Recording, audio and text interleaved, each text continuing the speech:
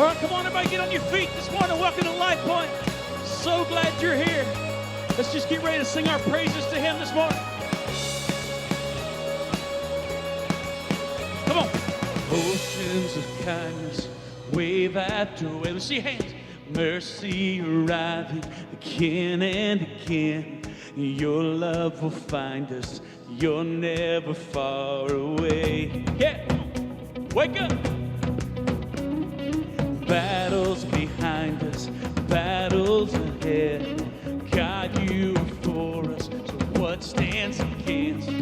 We have this promise that you're never far away. No, no. We see your faithfulness in the darkest night. We see your goodness, God, favor on our lives. Everywhere we go, your grace is on our side. Yeah, your grace is on our side.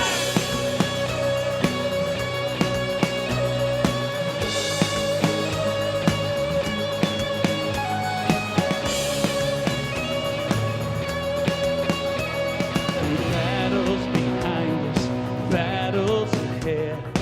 God, you are for us, so what stands against?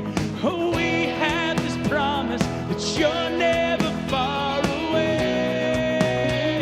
No.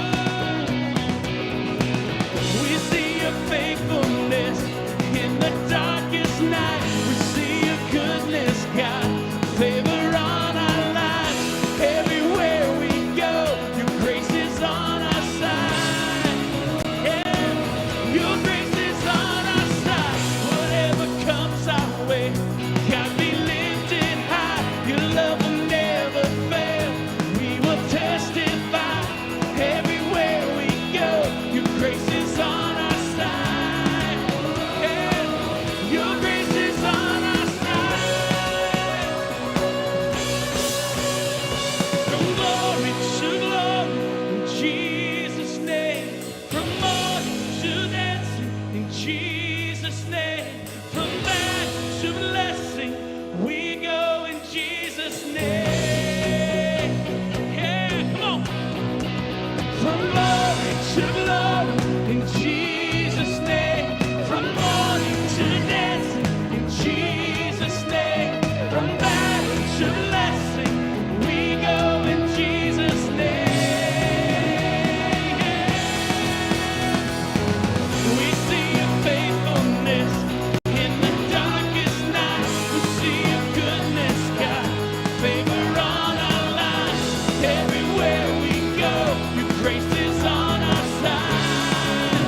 Yeah, your grace is on our side. Whatever comes our way, God, be lifted high. Your love will never fail. We will testify. Everywhere we go, your grace is on our side. Yeah, your grace is on our side.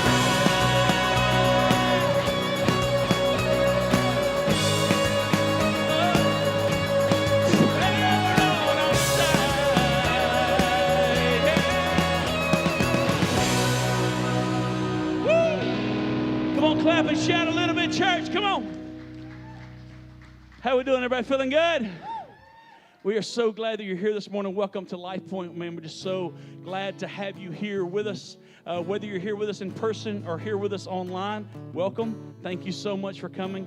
Thank you so much for being a part of everything that's going on here that God is doing here at Lifepoint. It's so cool to have you with us. Just ecstatic that you are here, especially if you're a guest. Thank you so much for coming. We know what a big deal it is for you to come to a new place with new people.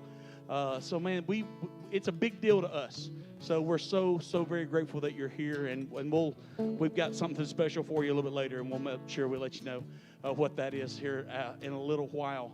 Right now, my hope for me, my hope for you, is that we can just take a little respite from the rest of the world and just be here for a little while and just hear from God.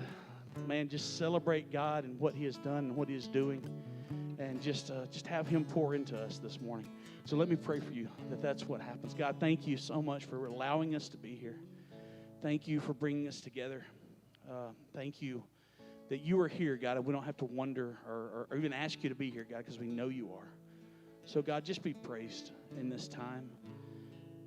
God, please just allow my crazy mind just to settle in just with you right now for this next little while.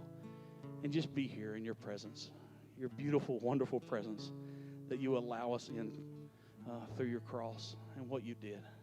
So, God, just be worshiped and praised as we celebrate just how good and how awesome and wonderful you are, God. We love you, God.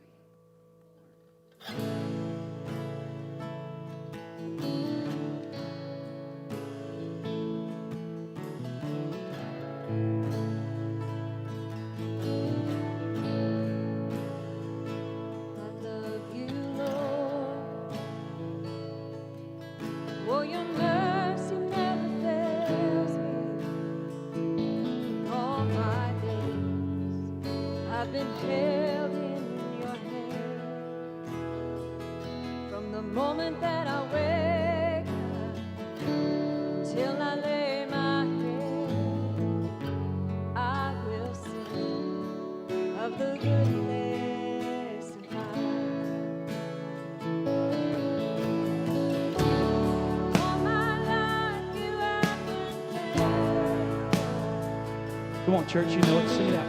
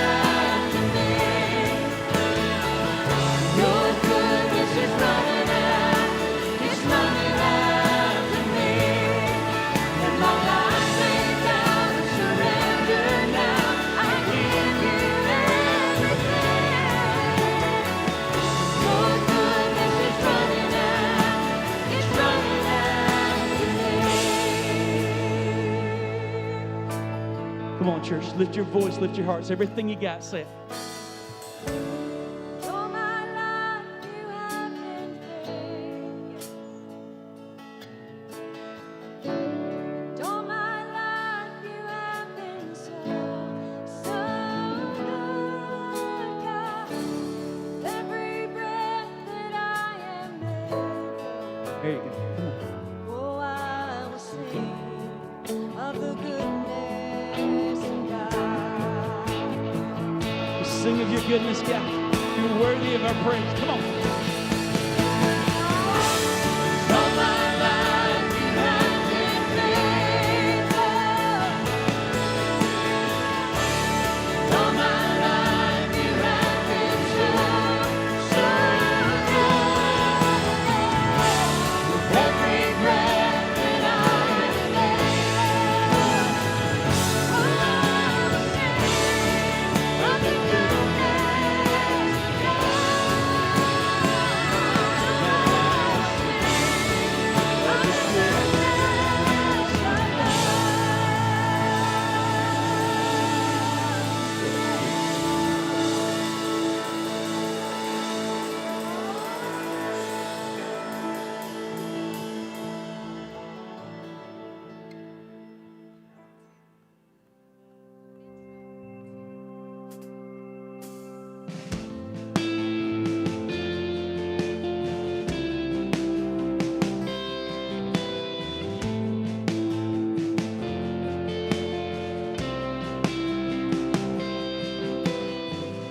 There's a grace when the heart is under fire.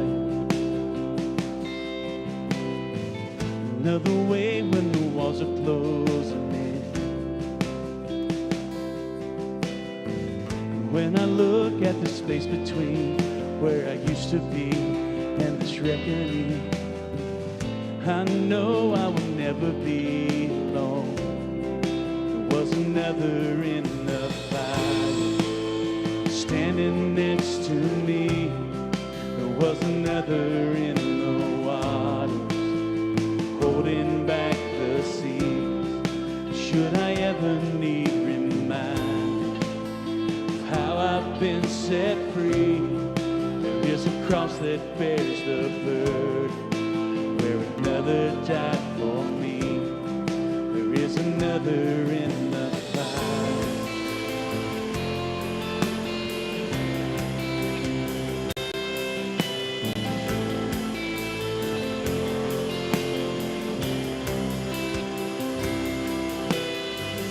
All my lead left for dead beneath the water. I'm no longer a slave to my sin anymore. Should I fall in the space between what remains of me and this reckoning? Either way, I won't bow to the things of this world. Oh, and I know I will never be alone. There is another in the fire standing next to me. There is another in the water holding back the sea. Should I ever need reminded what power set me free?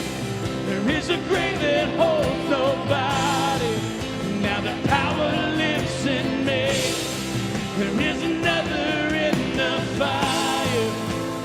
Whoa, there is another in the fire. Whoa, there is another in the fire. Whoa, there is another in the fire. Whoa.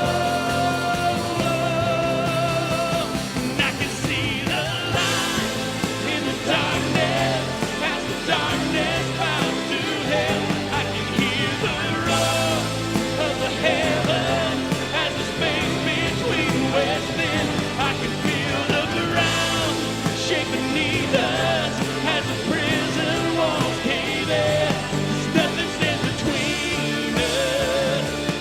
Nothing stands between us.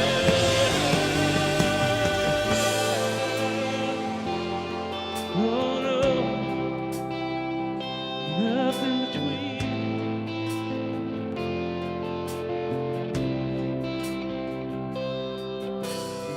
'Cause there is no other name but the name that is Jesus. He who was and still is and will be through it all. So come what may in the space between all the things unseen and this reckoning, I know I will never be alone. No, no. No, I know I will never be alone. There'll be another in the fire standing next to me. There'll be another in the water holding back the sea. Should I ever need reminded how good you've been to me, I count the joy come every battle, 'cause I know that's where you'll be. Yeah. And I can see the light in the darkness as the darkness bows to hell. I can hear the roar of the heavens as the space between west and I can feel the ground shake beneath us as the prison walls cave in. 'Cause nothing stands between us. Nothing stands between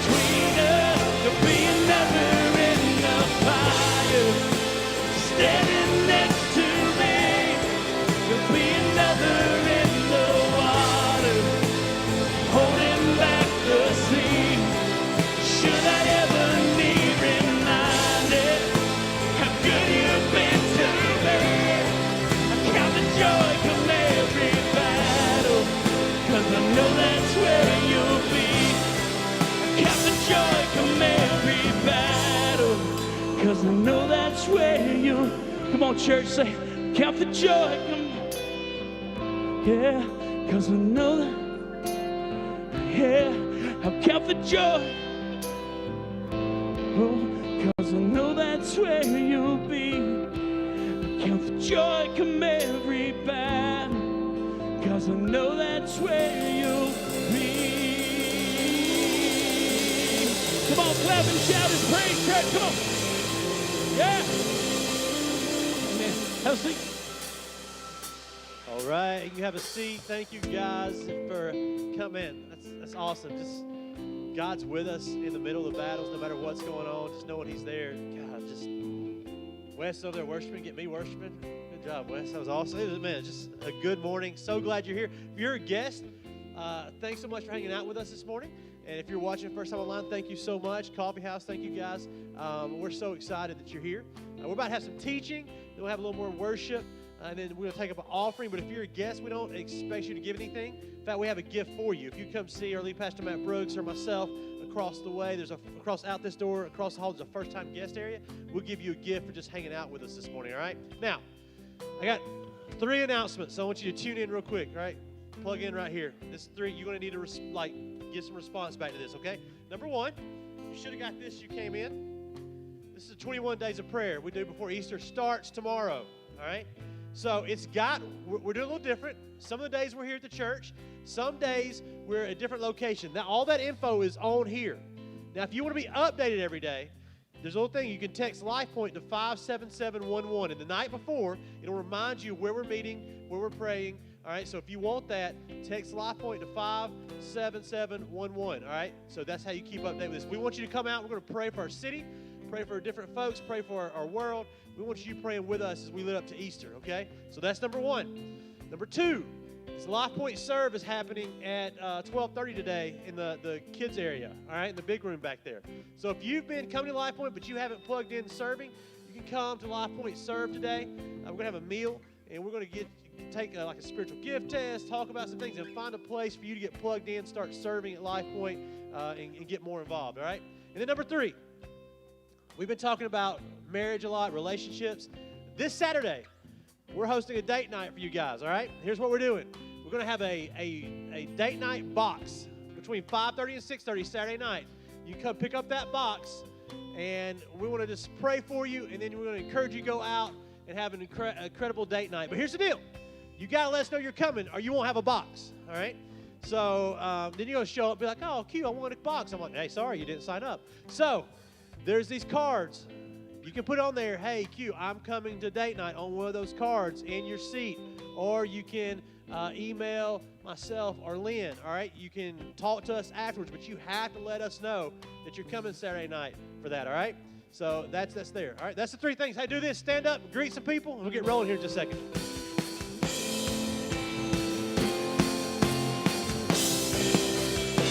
And I can see the light in the darkness as the darkness bows to hell. I can hear the roar of the heavens as the space between the west and I can feel the ground shake beneath us as the prison walls cave in. Nothing stands between us. Nothing stands between us. There'll be another in the fire standing next to me. There'll be another in the water holding back the sea. Should I ever need reminded how good you've been to me, I count the joy from every battle, 'cause I know that's where you'll be.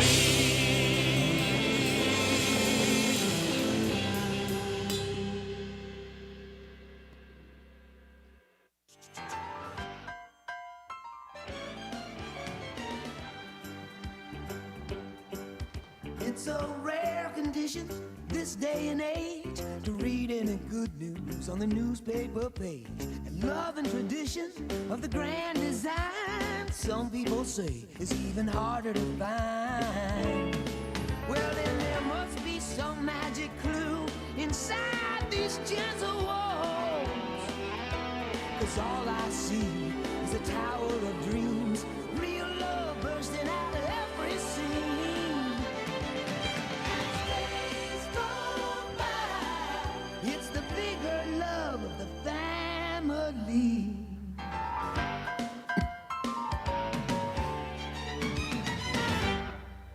All right. Good morning. How's everybody doing today? All right. Man, do you love the time change or what? Okay.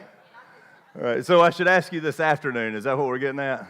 Right. It's terrible this morning. I could not believe how early that felt when the alarm went off.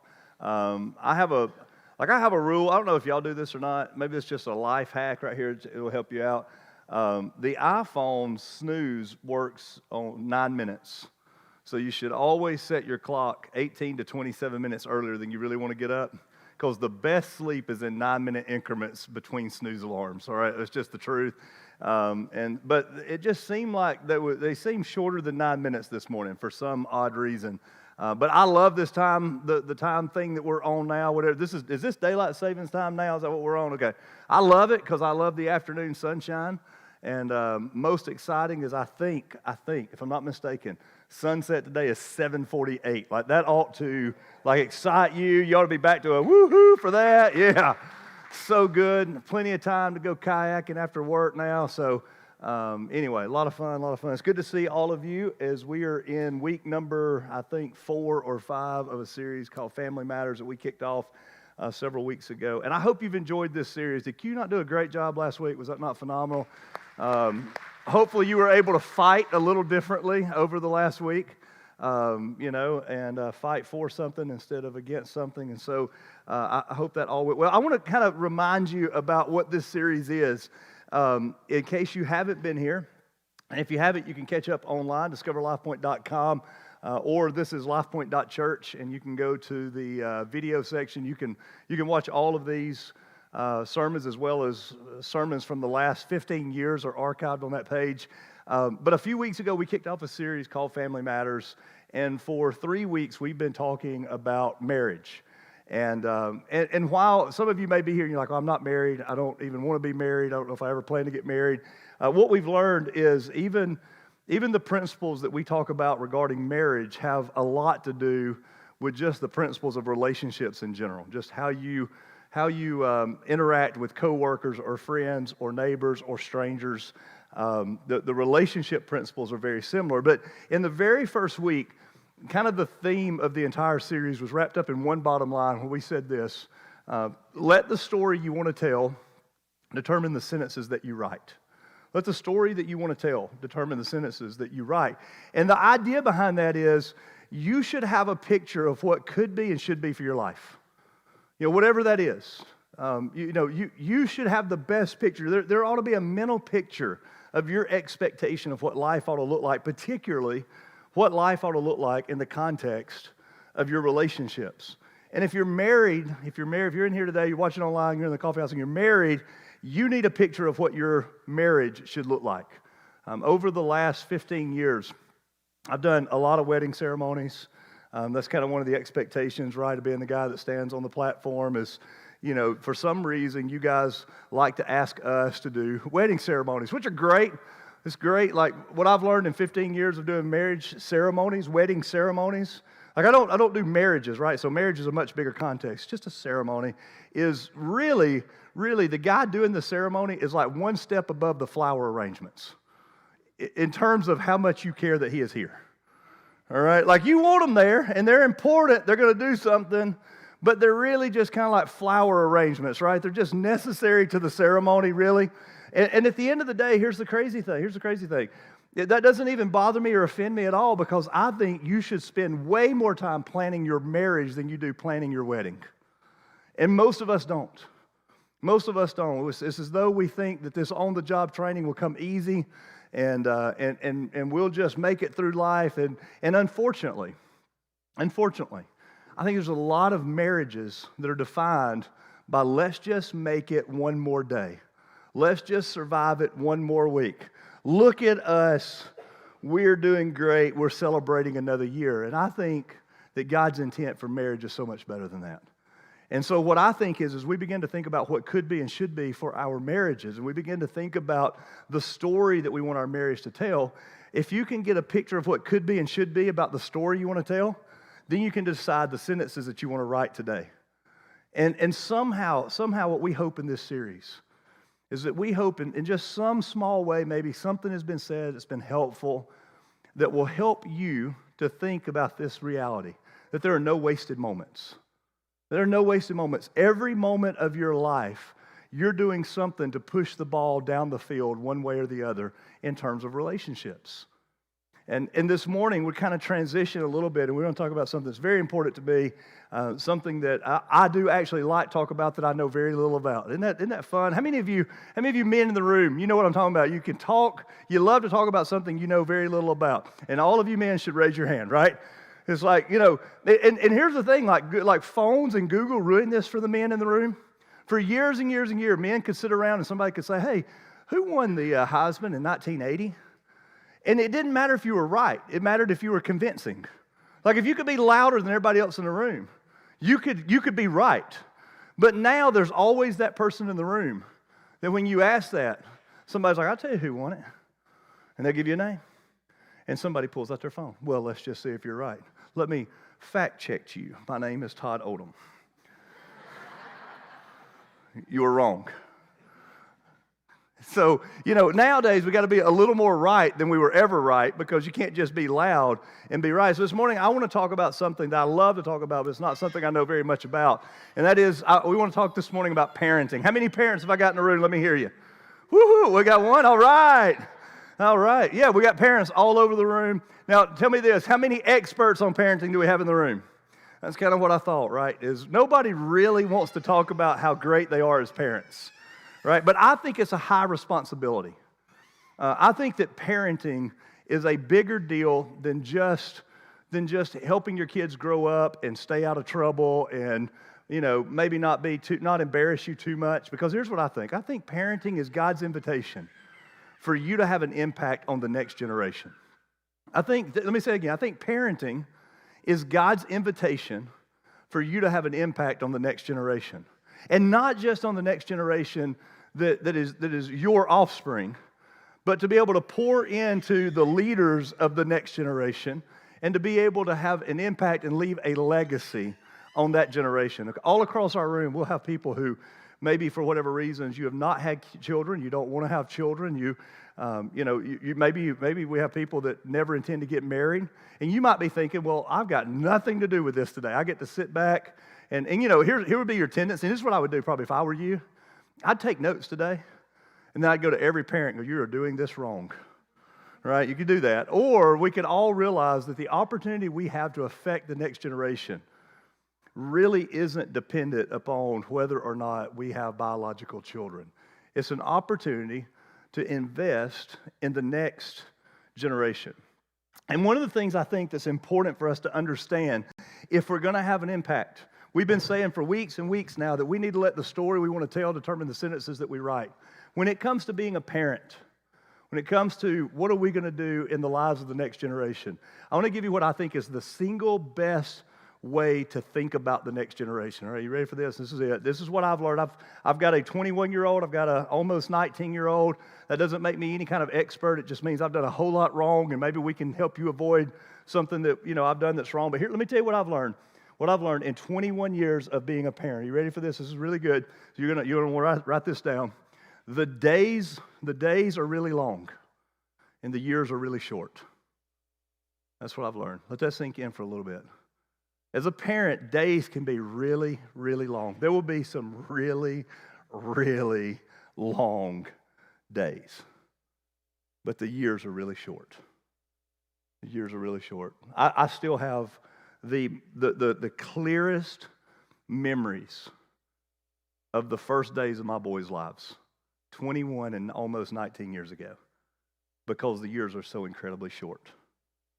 The days have been really, really long. And we could tell stories, right? My boys love these kind of sermon series because they're like, great, this will be wonderful. A couple of weeks ago when we told the scooter tank story, and I kind of kept that hidden, I just put on Facebook, hey, we're kicking off a family series, and I got a great story. And my boys were like, this is going to be wonderful, right?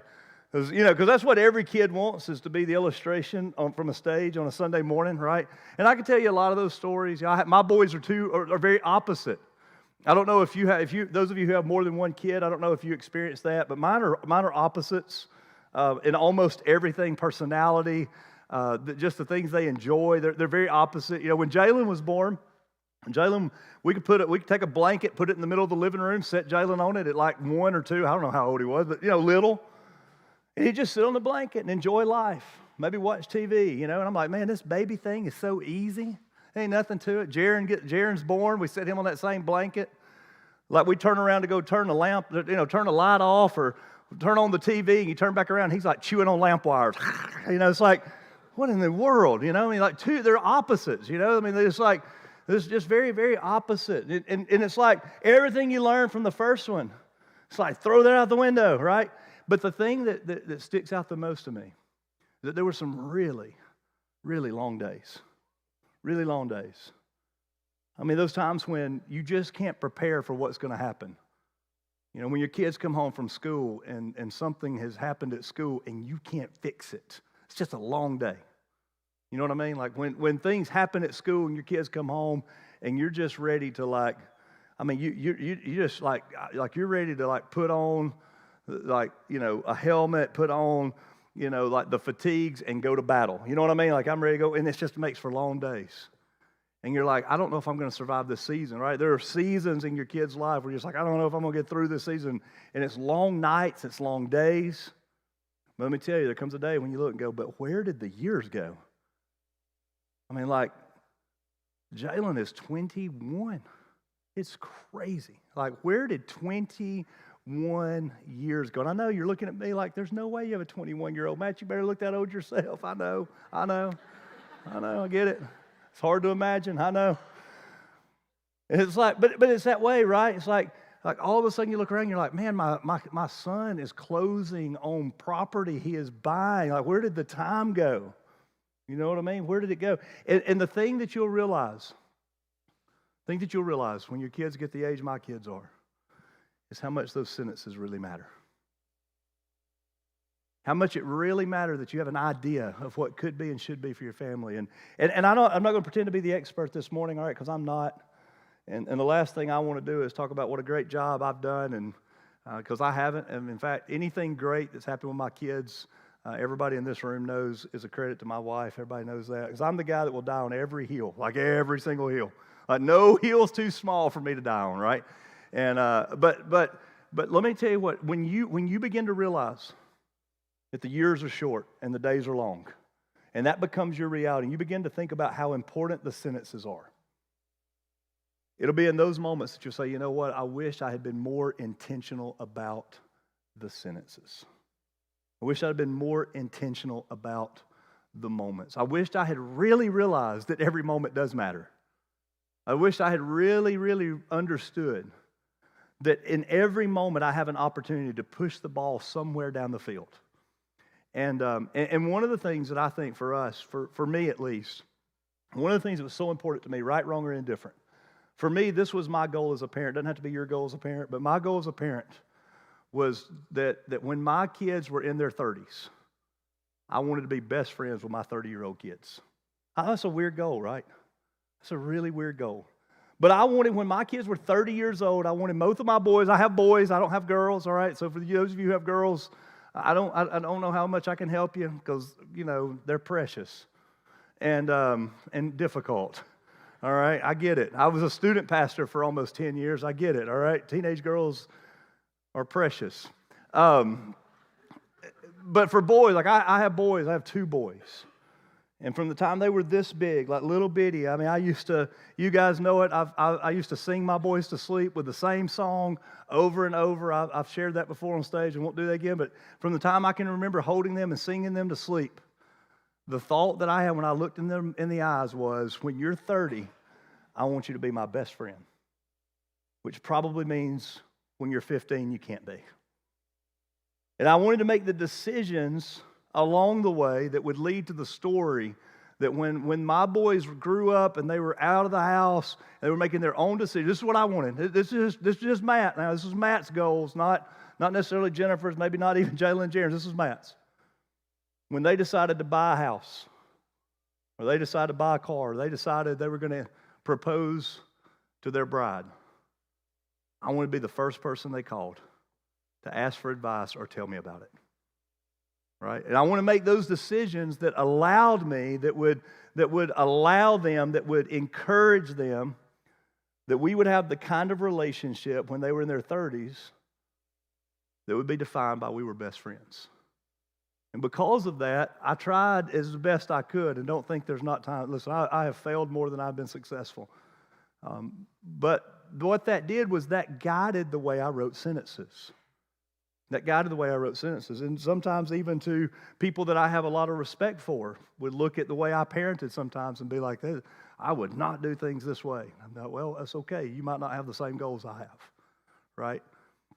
It did not mean that I did not have high expectations for my kids. I think both of my boys will tell you that my expectations for them, most of the time were clearly articulated, and most of the time they were high.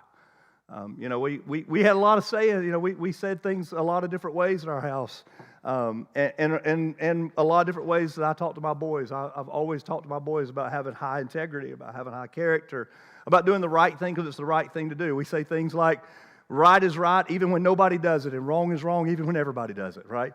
And we try to communicate things like there's a right way to do things, and there's an expectation of how we expect things to be done. And there's discipline when you don't do things the way they should be done. But in the end, the sentences that I tried to write were sentences I thought would tell the story. At 30 years old, I wanted you guys at 30. When my boys were 30, look and go, golly, is that not incredible? Matt's boys and him are best friends. Right? Now, why would I want that? Because I want to parent in such a way that I increase the opportunity for relationship, not diminish it. Right? And so because of that, because of the realization of that guided the way that I did things. And I want to show you a passage of Scripture that I think we as parents need to know. All right? I want to take you to two places in Scripture. And I think it's something that can help the conversation today. So if that's you, if you're like, hey, you know what? I've got a story that I want to tell, and I want to know how to write the sentences. I want to show you some passages of Scripture that I think could help. Imagine if this is what we look like as parents. And I want to take you to a place that we looked at a couple of weeks ago when we were talking about marriage. It's a chapter in the Bible that gets called the love chapter, right? 1 Corinthians chapter 13. I want you to see something in there that when I read it, I'm like, man, what if every parent, this was their goal, right? Imagine this. And those of you, this is what I love about today, by the way. What I love is that there are some parents sitting in this very room, more than likely, just statistically, it has to be true. Definitely some of the parents who are watching online right now, and maybe even some in the coffee house, that you're like, I hate this sermon already because I don't even like my kid right now. You have no idea what they did getting ready for church this morning. Like, you don't even know, Matt. Then you come in here talking about being best friends with your kids. I'm like, I just want to thump mine in the ear right now. And that's okay. Like, there's some of those days, all right? There's some of those moments too, right? But imagine this. Imagine this. If this could be your every moment as a parent, imagine this. Love is patient. Love is kind. Like, we've been there, right? Wouldn't that be so awesome? Like, I feel like whoever wrote this, right, when Paul wrote this, he was definitely not thinking about parents. Or he definitely wasn't having the day some of you have had as a parent, right? Love is patient. Love is kind. I'm like, that is not what I thought of. Like when my dad would be like, this hurts me more than it hurts you. This is how much I love you. I'm like, not very much, I don't think. Right? I'm kidding. Love is patient. Love is kind. Love does not envy or boast. It's not arrogant or rude. Like, we talked about all of those things in a marriage sermon a few weeks ago, and I encourage you to go back and check that out. We even talked about this next one, but I want to focus in on a minute. Imagine if this was what you look like as a parent. What is this? It does not insist on its own way. It's not irritable or resentful.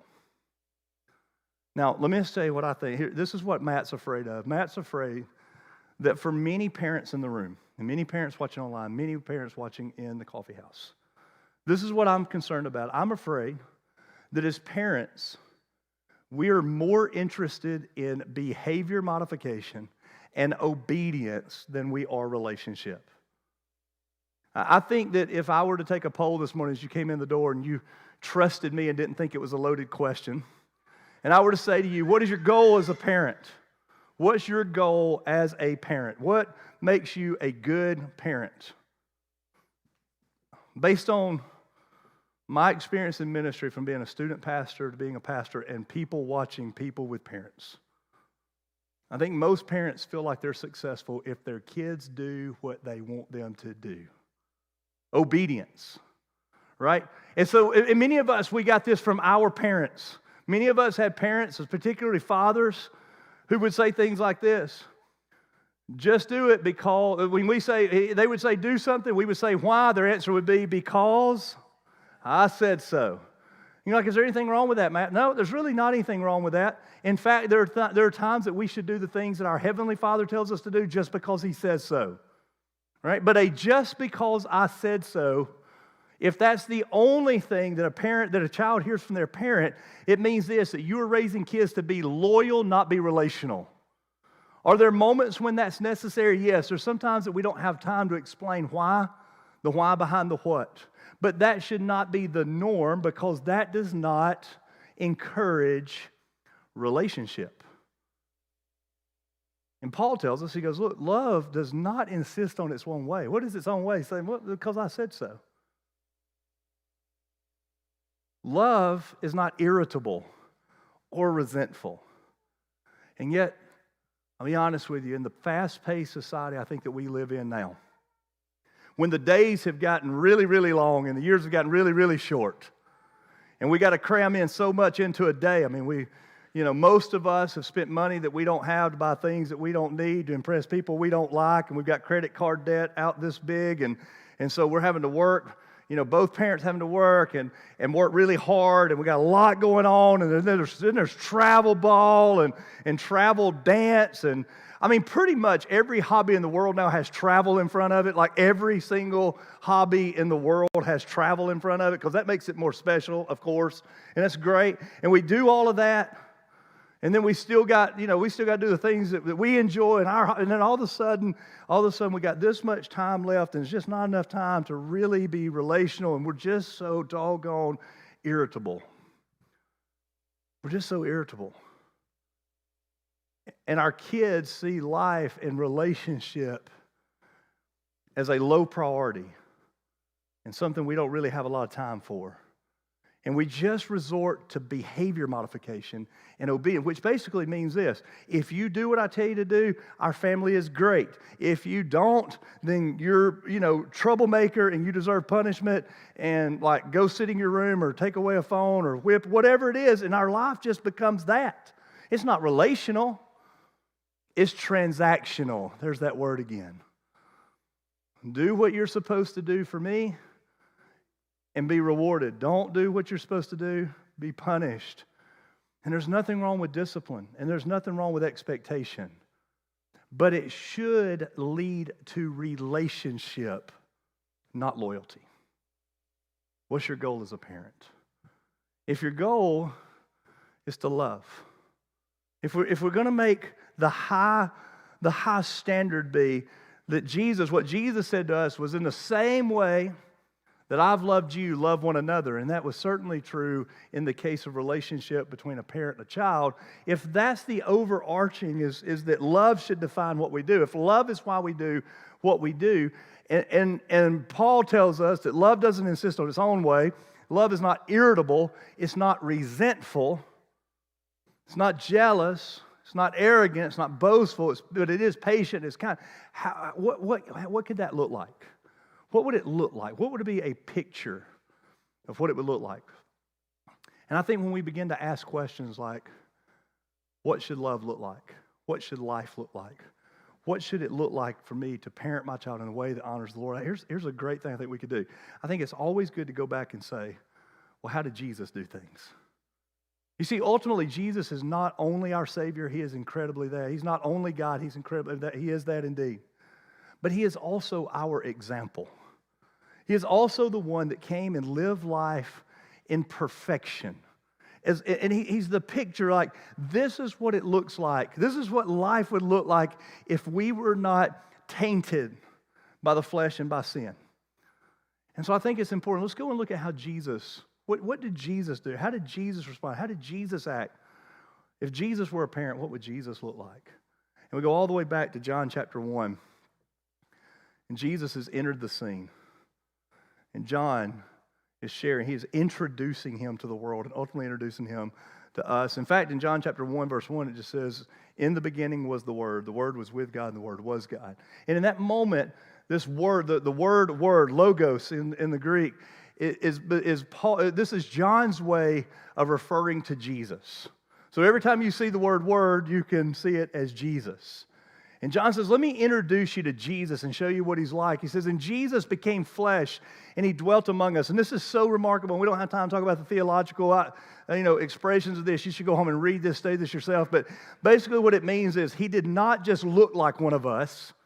He didn't put on a Halloween costume like one of us, but he became us, which is remarkable. The God of the universe that we find out was that nothing was made without him, that he was involved. He is God. He is 100% God.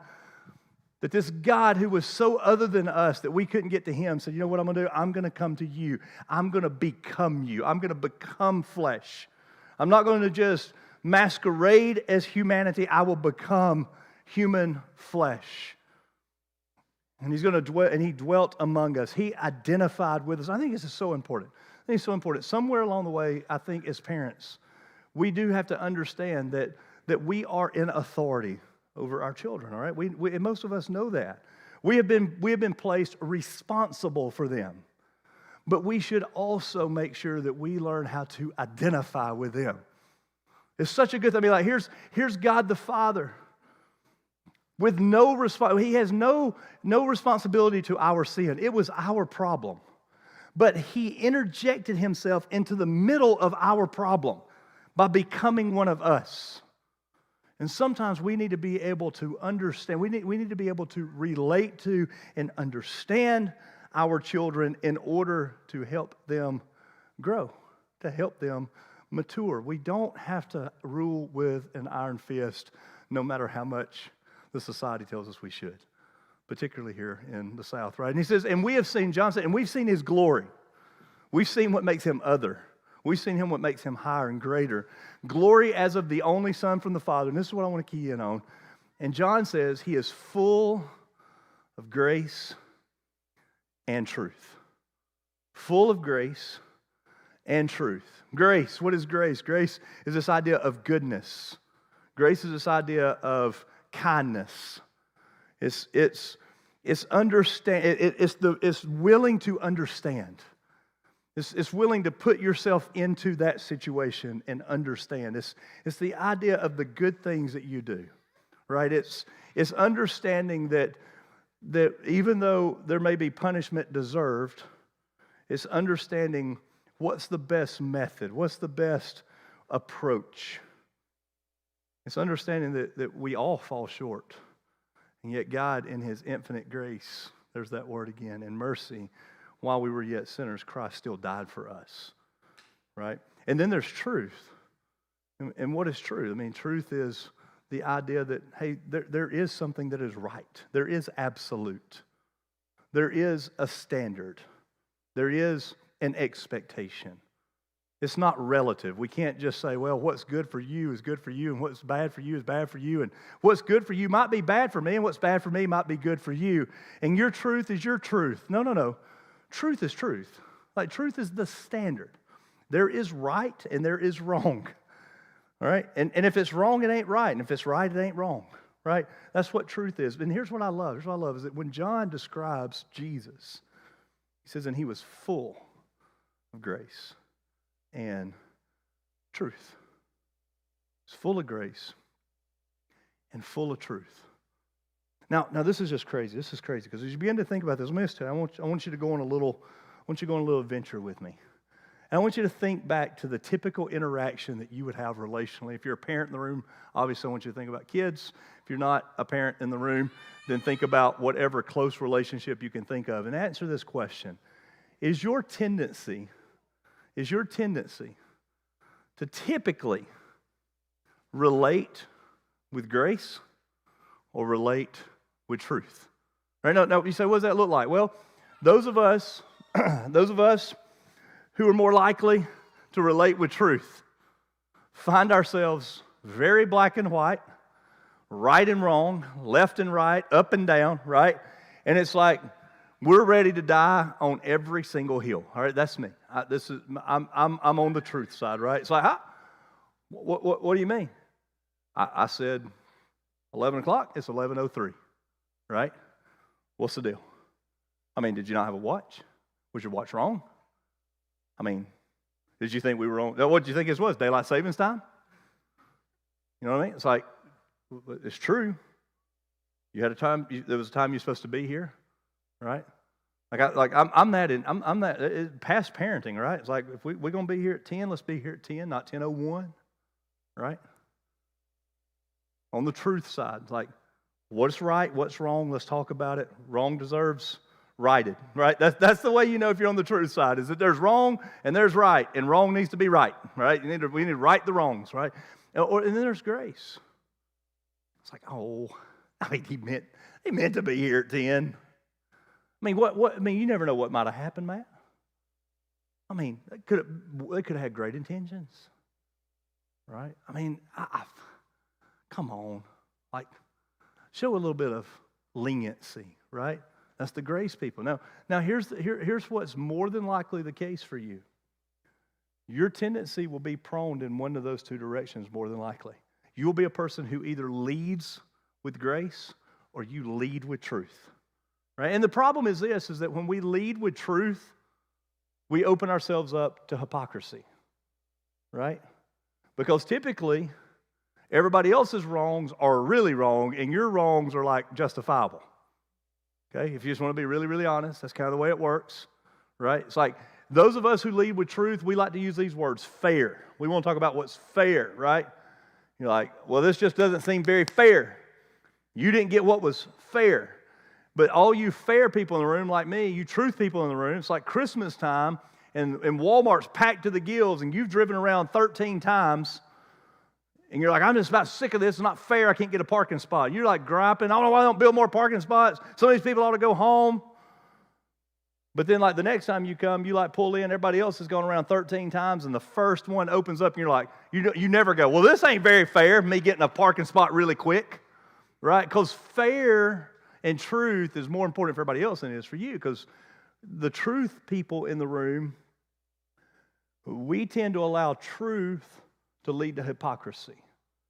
Because when everything matters, at the end of the day, nothing really matters if you're not really careful.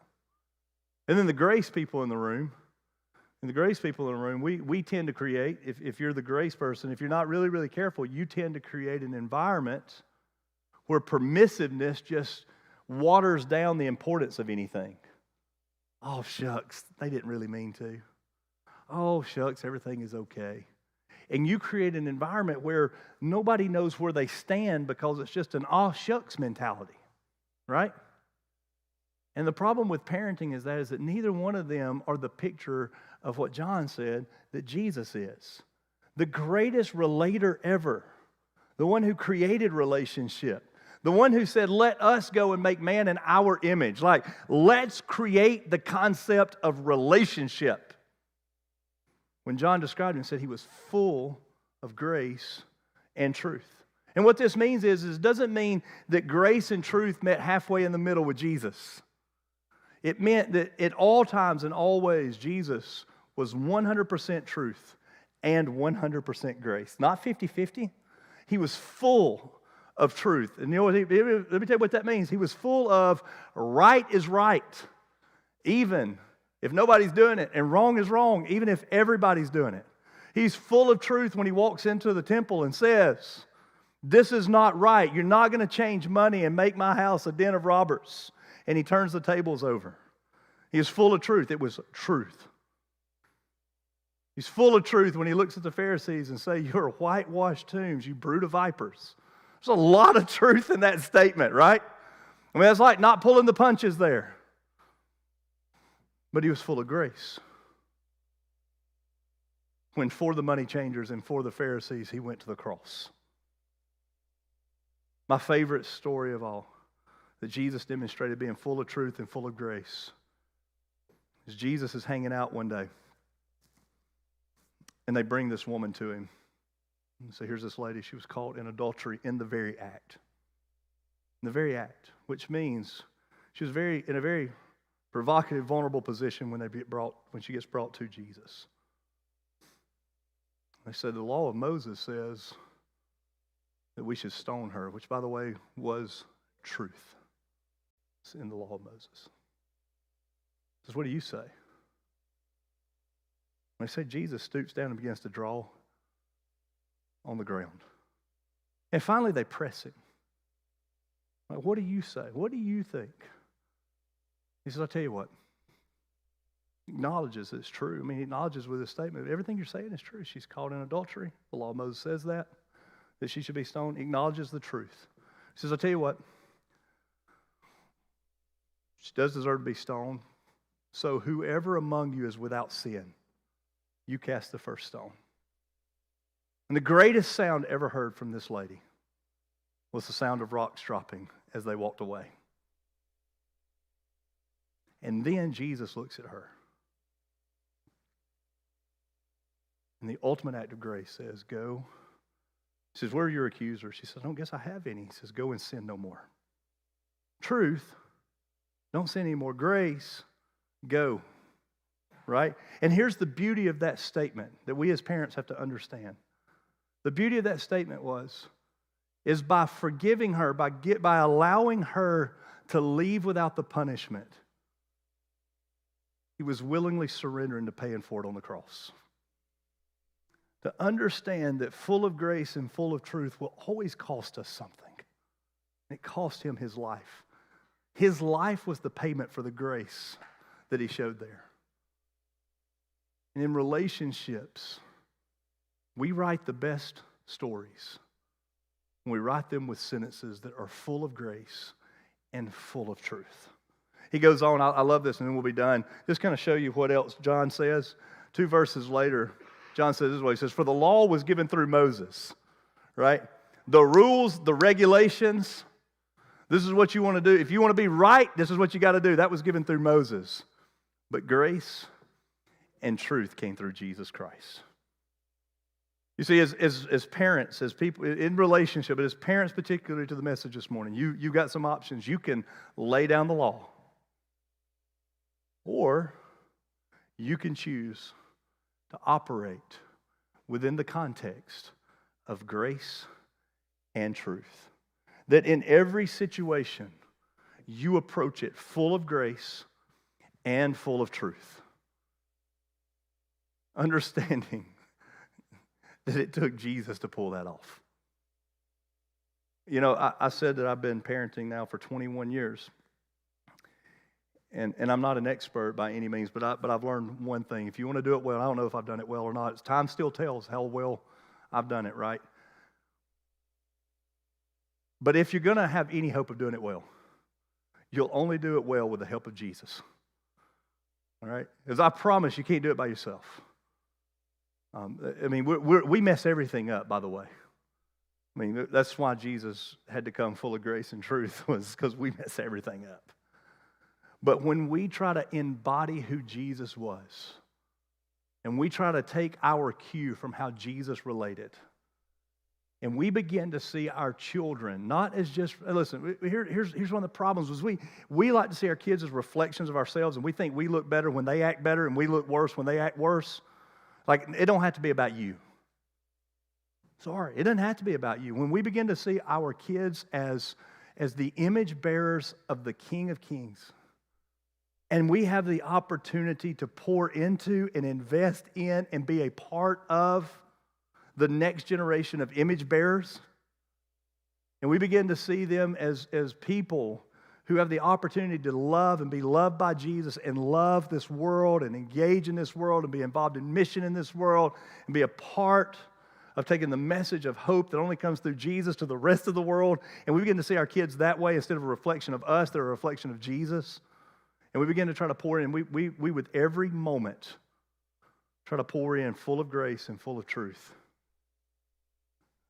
And some of the most remarkable things begin to happen. We have a chance at 30 be best friends with our kids. What's the bottom line this morning? I don't know if this is helpful or not, but I hope it is. Bottom line this morning is this. Don't water down the truth. and don't turn down the grace. Chances are you're doing one of them. Most of us have a tendency to be bent more toward truth or more toward grace. John says that Jesus was full of 100% grace and truth. So my encouragement to you is maybe as parents go home, have a conversation and ask this question. Which way do we tend to lean? Do we lean into and lead with truth, or do we lean into and lead with grace? And whichever one it is, like if you're the grace person, then this is what you need to do. You need to go home and find you a way to remember this, put it on your cell phone, do something, and remind yourself, don't water down the truth. Because when you lead with grace and you water down the truth, you take away the importance that there is a right and there is a wrong, and our kids need to know that. It's not relative. God's the standard. Or maybe you go home and you're like, I always lead with truth. Like I'm willing to die on every hill no matter how small it is. And when you realize it's that, then let me tell you this, don't turn down the grace. Make an attempt. Make it a priority even to turn up the grace. To realize that not everything requires you to be so intently focused on behavior modification. Begin to understand and lean into understanding your kids. Remember Jesus in the moment when he leans into the conversation. He's like, you know what? She is 100% wrong. I'm 100% willing to go to the cross to make it right. And he leans into that situation. He goes, you know what? You are wrong, but I forgive you. Now go and sin no more. By the way, just a cool part of that story, the only person in the circle that had the right to throw the stone was the one who told everybody else, throw the stone if you're without sin. He was the only one who could do it. He, without sin, cast the first stone. He was the only one who met the requirement, and even he didn't throw the stone. If you're a truth leader, you lead and lean into truth, don't turn down the grace. And remember, write the sentences now that will tell the story you want to tell later. Let's pray. Father, thank you for our time together. And God, I pray it's helpful. God, help us to see as parents the opportunities that we have to invest in the next generation, to not just find satisfaction in behavior modification and kids who are obedient and to get pats on the shoulder about how awesome our kids are, but to realize our responsibility as parents to model grace and truth, to expect grace and truth, to lead and lean into grace and truth. And then God, at the end of the day, we just, as parents, have to say we trust you. God, my sanity is found in just the quiet moments of being able to pray and say, God, I know you love my boys more than I love them. And I ask that you do for them and with them more than I could ever do for them or with them. God, help us as parents to see the potential in our kids. They are image bearers of the King. And because of that, they're deeply valued. They have enormous potential. And God, I think with every passing generation, it gets harder and harder and harder to live for you in a perverse generation. So God, I pray for our kids that you would make them strong and courageous and help them to live for your honor and your glory. God, help us to write the sentences now that tell the story we want to tell later. In Jesus' name, amen.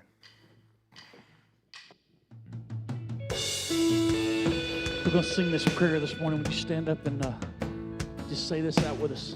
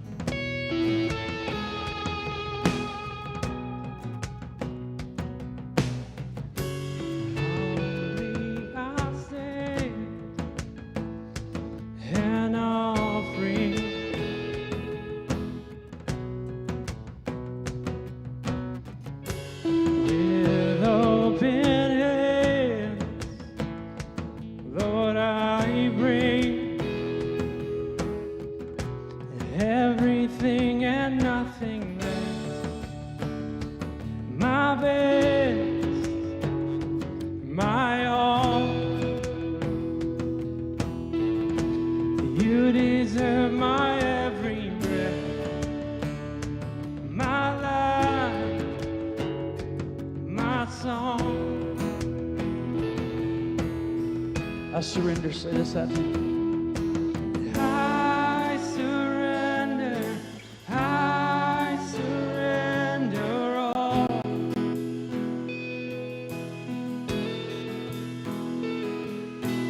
I surrender all.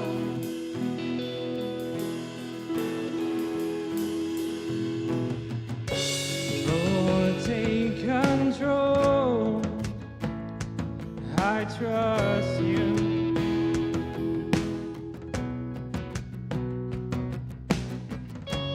I'm letting go and to give you everything, everything and nothing less. My best, my all.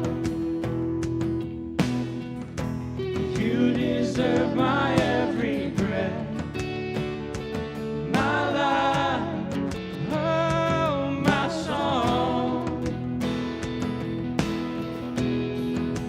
I surrender. Come on. I surrender all. Oh, we surrender to you. Oh, I surrender all. I surrender all.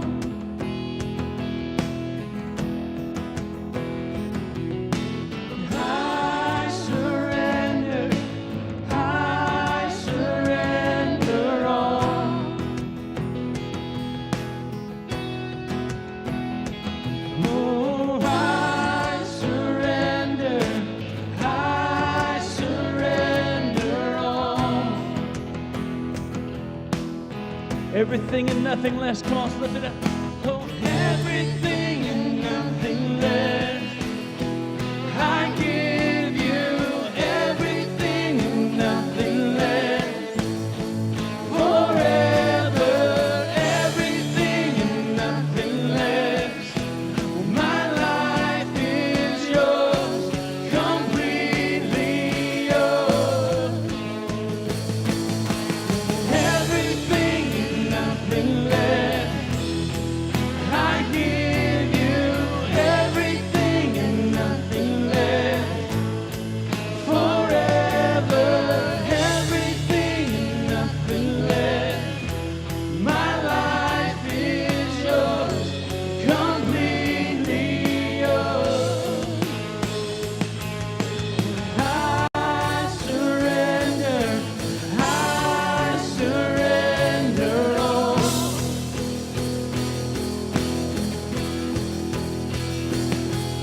Oh, I surrender all.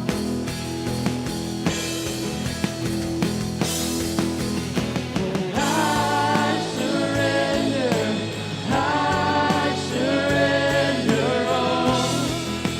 Holy, holy, holy. Oh, I surrender all.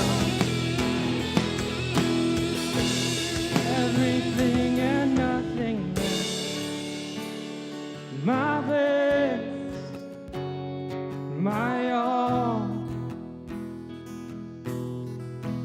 You deserve my every breath, my life, oh, my song. I hope that's your prayer this morning, that we'd, whatever we do, whether it's parenting, our relationships, with everything, we would just give everything and nothing less, because, man, when we do, God does amazing things in our lives. We're so glad that you were here this morning, especially if you're a guest. Can we give our guests one more big round of applause and thank them for coming? Thank you so much. If you would, take that card you got when you came in, take that back. One of our pastors is going to meet you at the first time guest area, and they're going to give you a gift just for showing up. So we would love for you to do that this morning. There'll be buckets on the way out for those of you who like to give in person, and you can also give on the app and on online, all sorts of ways to give. So let's just continue to be faithful to do that as well. We love you. There's nothing you can do about it. We'll see you again soon.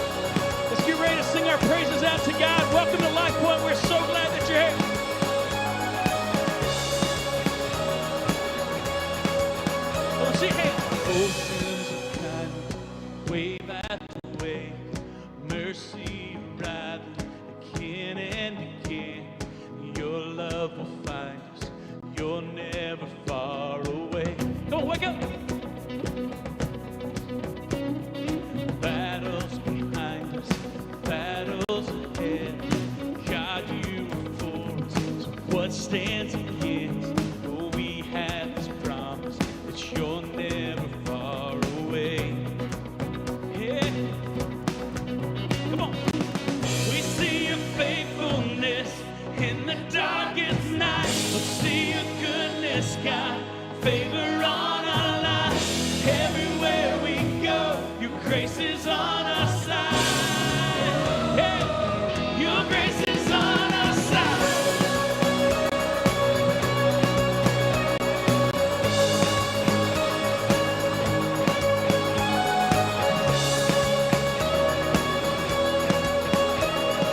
Battles behind us, battles ahead. God, you are for us, so what stands against? Oh, we have this promise that you're never far away. No, we see your faithfulness in the darkest night. We see your goodness, God, favor on our lives. Everywhere we go, your grace is on our side. Your grace is on our side. Whatever comes our way, God, be lifted high. Your love will never fail. We will testify. Everywhere we go, your grace is on our side. Your grace is on our side. From glory to glory in Jesus' name. From morn to dancing in Jesus' name. From battle to lesson, oh, we go in Jesus' name. Come on.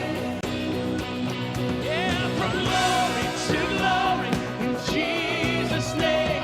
From morning to dancing in Jesus' name. From battle to blessing, we go in Jesus' name.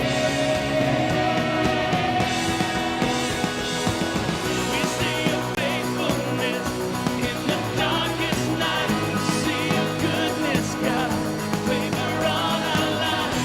Everywhere we go, your grace is on our side. Your grace is on our side. Whatever comes our way, God, be lifted high. Your love will never fail. We will testify. Everywhere we go, your grace is on our side. Your grace is on our side.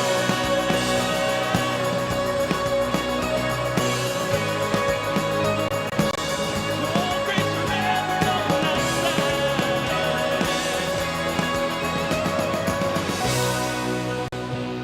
Come on, clap and shout a little bit this morning, church. Woo! How we feeling? Everybody feeling good? We are so glad you're here. Welcome to Lifepoint, whether you're here with us in person, which is awesome, or you're here with us online, which is equally awesome. We're just so glad that you are here with us this morning, and just so thankful, especially if you're a guest. Thank you so much. It's so cool.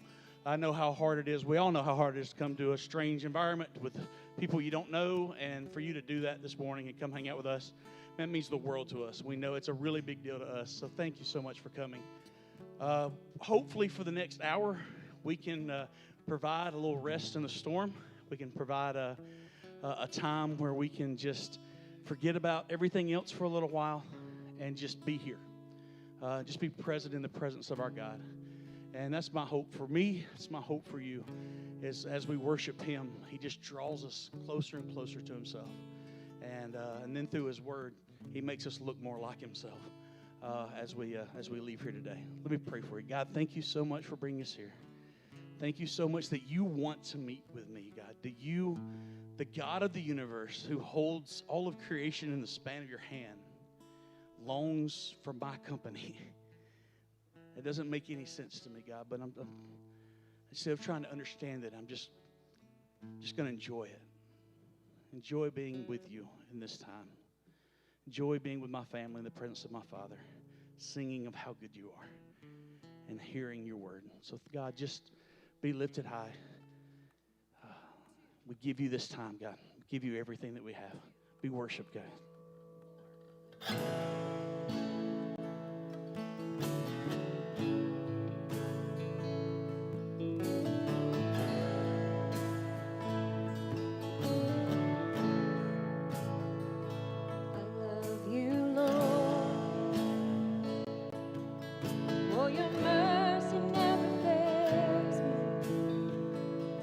All my days I've been held in your hand. that I wake up, till I lay my head, I will sing of the goodness of God. All my life you have been faithful. All my life you have been so, so good. Every breath that I am able, oh, I will sing of the goodness of God. I love your voice. You have led me through the fire in my darkest night. You were close like no other. I've known you as a father. I've known you as a friend. And I have lived in the goodness of God. Come on, church. If you know it, sing it loud. All my life. Come on. All my life you have been faithful. All my life you have been so, so good. Every breath that I am able, oh, I will sing of the goodness of God. Your goodness is running after, it's running after me. Your goodness is running after, it's running after me. When my life lays down and surrendered now, I give you everything. Your goodness is running after, it's running after me. Your goodness is running after, it's running after me. Your goodness is running after, it's running after me. My life laid down and surrendered now, I give you everything. Your goodness is running after, it's running after me. Come on, church. From your heart to his, say it out.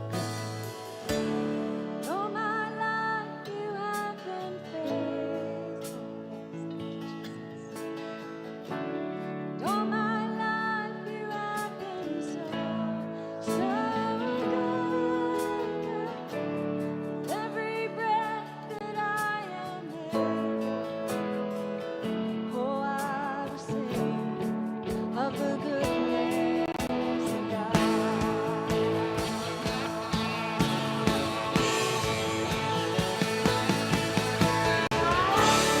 All my life you have been faithful. All my life you have been so, so good. Every breath that I am able, of the goodness of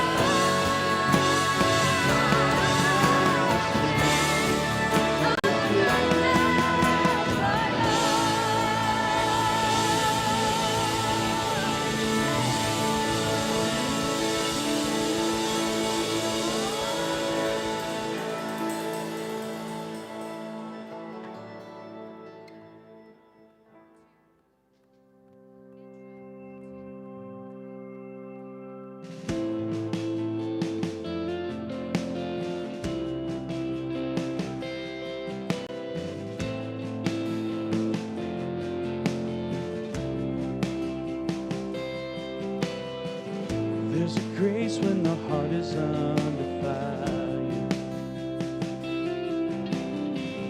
Another way when the walls are closing in.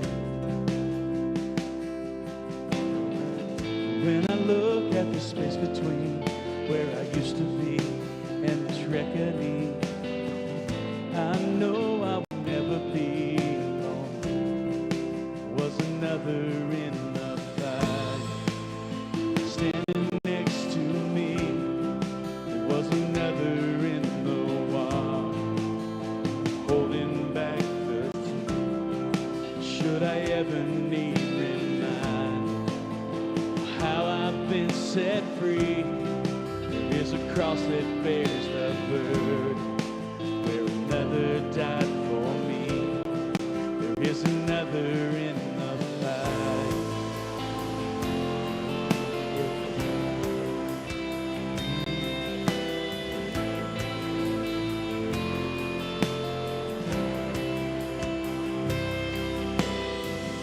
All my dead left the dead beneath the wine. I'm no longer a slave to my sin anymore. Should I fall in the space between what remains of me and this reckoning? Either way, I won't bow to the things of this world. No, I know I will never be alone. There is another in the fire, standing next to me. There is another in the water, holding back the sea. Should I ever need reminded, power set me free. There is a grave that holds nobody. Now the power lives in me. There is another in the fire. Oh, there is another in the fire. Oh, there is another in the fire. Oh, there is another in the fire. And I can see the light in the darkness as the darkness bows to hell. I can hear the roar of the heavens as the space between west and I can feel the ground shake beneath us as the prison walls cave in. 'Cause nothing stands between us. Nothing stands between us.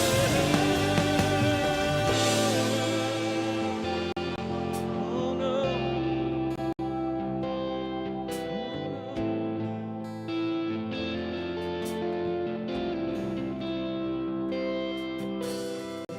There is no other name but the name that is Jesus. He who was and still lives and will be through it. So come with me in the space between all these things unseen and this reckoning.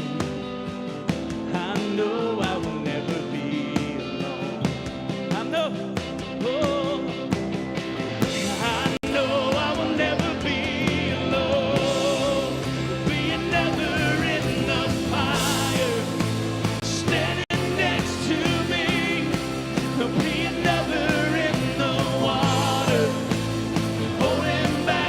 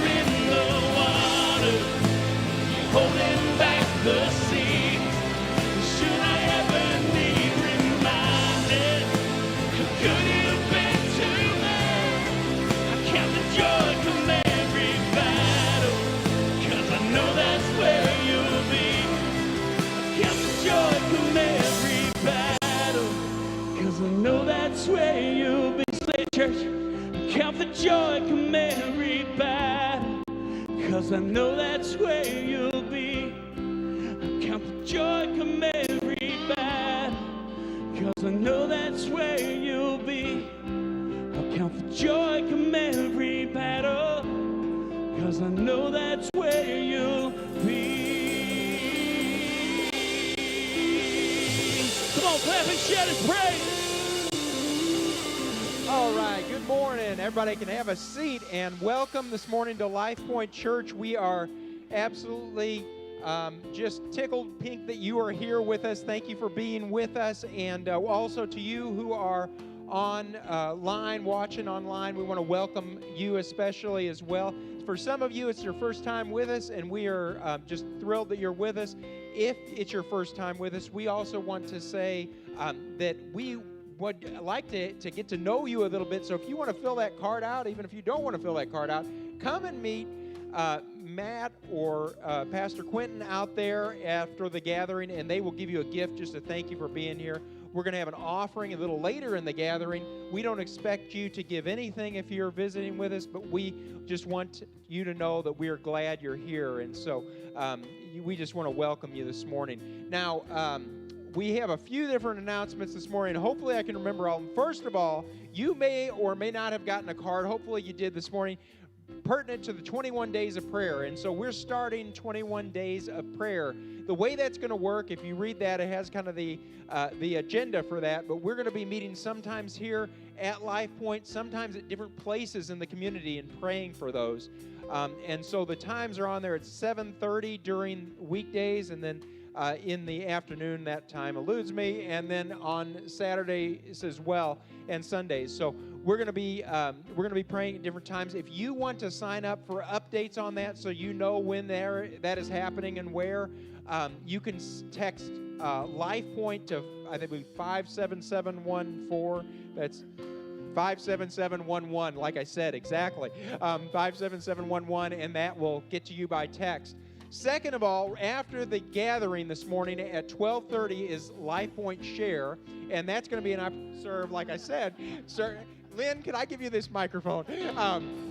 So Lifepoint Serve, which is happening at 12:30, and that's going to be in the big room. There'll be a meal, and that is an opportunity for you to get connected here at Lifepoint and serving in different areas here at Lifepoint, and you'll take a spiritual gift test. It's just a great opportunity to get plugged in. And number 3, this Saturday is going to be date night here at Lifepoint Church, kind of going along with this series that we're doing right now. And that's going to be from 5:30 to 6:30 coming up this Saturday. And so if you want to be part of that, you need to either email Lynn or Quentin. Exactly. I'm struggling this morning, everybody, okay? You need to email one of them, or you can write that on a card and let them know afterwards. And there will be a box that you will get so that you can be a part of that. This is why I'm not supposed to do announcements.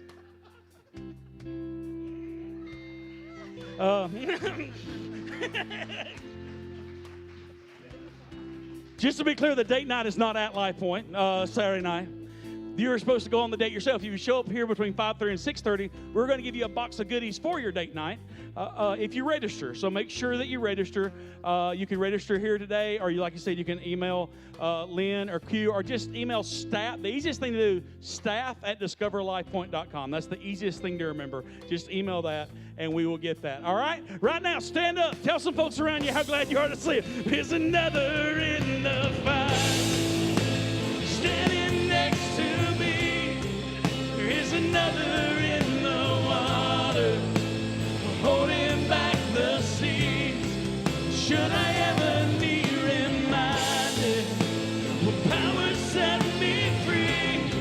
I count the joy come every battle, because I know that's where you'll be. I count the joy come every battle, because I know that's where you'll be. I count the joy come every battle, because I know that's where you'll be. I count the joy come every battle, because I know that's where you'll be.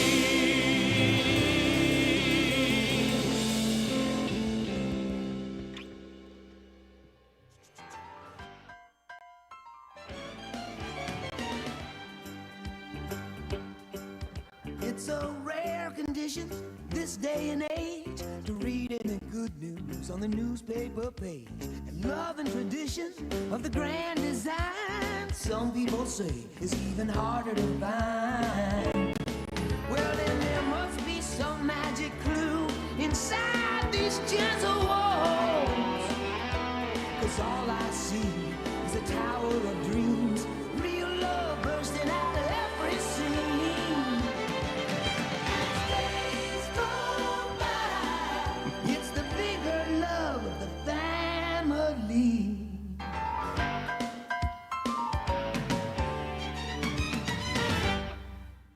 All right. Good morning. How's everybody doing today? All right. Am I on up there? Okay, I can hear me now. Well, tell me about the time change. Everybody excited about that? Let me hear it. Yay, nay. Supposed to ask this afternoon, right? It's interesting. We had a fairly packed house in the 9:30 gathering this morning, which is crazy because we never do for Time Change Sunday. But I think what happened is everybody is so ready for afternoon sunshine. They were all here in the morning, or a lot were here in the morning, and they're all going like kayaking and playing golf and doing whatever this afternoon. I think is what the story probably is. But it's so good to see all of you. I love when this happens. Like, I love daylight savings time change, even though I hate getting up in the morning. I'm telling you, it was early. It was early this morning for me. I don't like mornings, there's like two kinds of people in the world. Those who like get up in the morning like, oh, good morning, Lord. And there's people like me that get up and like, oh, good Lord, it's morning. And so I'm that. I hate morning time. But I want to give you a life hack because this will help you. The best sleep in the world is in the 9 minutes between snoozes on your Apple alarm. All right, so what you do is, knowing that's 9 minutes, you always set your alarm 27 minutes early at least, so that you can get 3 good sleeps. All right, you can hit that button 3 times. That's the best sleep that there is. And so make sure you do that tomorrow. Try it out. You can thank me, mbrooks@discoverlifepoint.com. You can Venmo me no, I'm just kidding. But it's great. It's great. And that's what I did this morning. I pressed it 3 times, but it felt more like 2 minutes in between instead of 9, but it was good. And I'm excited about just kind of this, this time change kind of represents spring, and Easter's coming up. We're 21 days away from Easter, which is crazy, and excited about what God's going to do here. Be thinking about who you're going to invite. Also, if you have kids, you're involved in our children's ministry. The week of Easter, we got some very special stuff for you to be able to do at home, along with Easter week. It's going to be incredibly fun. So we've been working on that the last week, and we're excited about you being able to do that. And this morning, we are in week, I think, 4 or 5 of a series we've been doing called Family Matters. And if you have been a part of this, I hope you have enjoyed it. I hope it's been helpful. If you have not, every message in this series, as well as messages from the last 15 years of Lifepoint, can all be found on our website. This is lifepoint.church. And you can go back and check those out. I want to encourage you to go back and check these out if you've not watched them. Because we've been trying to kind of have a conversation really about one particular theme. And this is the theme. If you were here a few weeks ago, you may remember this. And this is kind of the point of the series, is let the story you want to tell determine the sentences that you write. And the idea behind this is that every moment of your life is a chance to write a sentence that will ultimately tell your story. And what I've come to realize over the last 25 some odd years of my life that I've been doing, that I've been involved in some type of ministry, be student ministry or pastoring Lifepoint. One of the things I've realized is that our moments become our story. You know what I mean? Like we can be unintentional and just kind of let life happen. And one day you look back and you're like, wow, I don't know how I got here. And what happens is you don't necessarily look back and you're very proud. You don't necessarily look back and like, this is the story I really want to tell. But then there are those people in life who understand that moments multiply and add up to the story that one day you will tell. And because they realize that, maybe early in life, they determine the story they want to tell, and then they write those sentences. And that's what I want you to understand. And what we're hoping to do through this series is to get you to begin to think about the fact that every moment matters.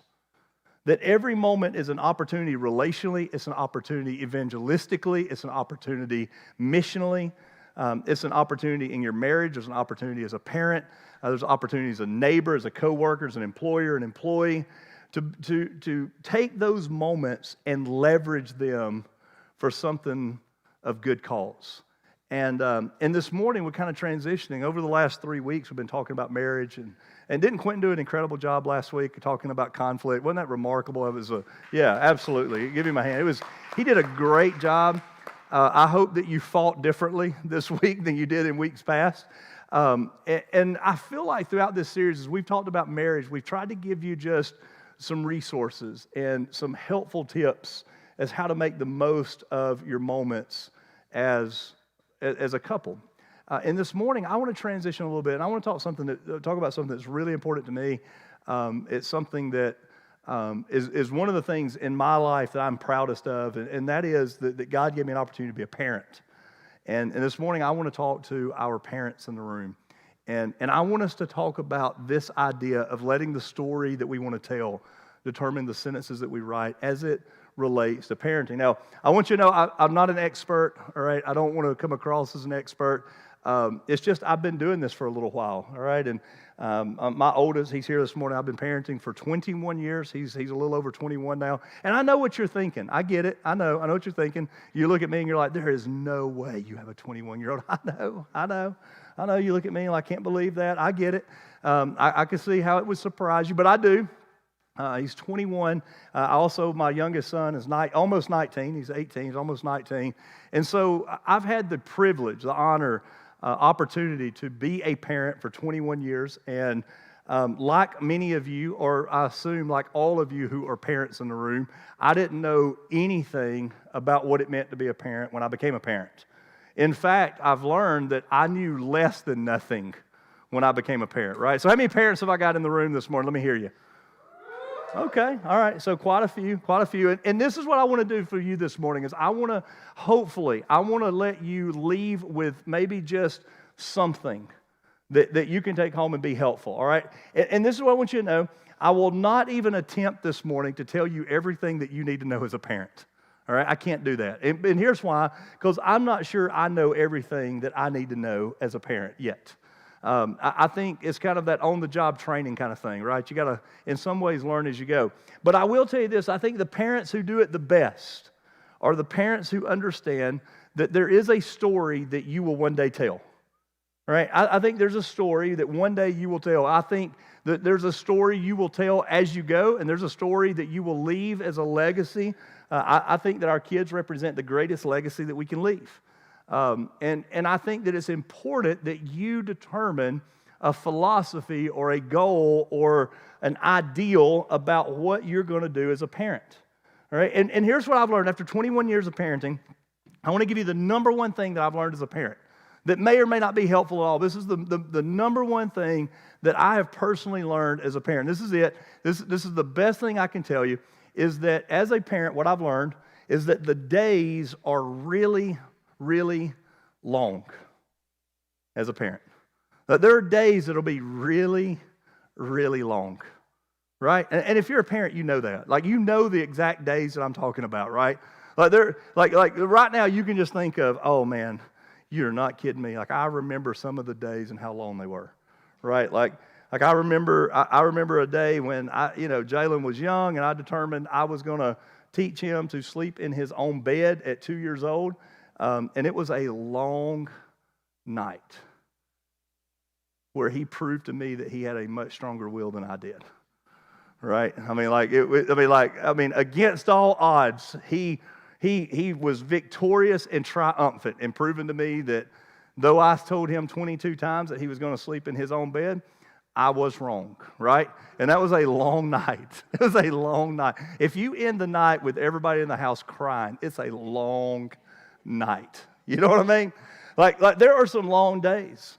And by the way, if you've parented long enough that your kids have become teenagers, you've experienced some long days, right? You've probably experienced days when your kids have come home and they've been hurt in ways that you just can't even, like, you want to fix it and you can't fix it. You've already had those days. You've had the days where they have just absolutely done things that just frustrated you to no end.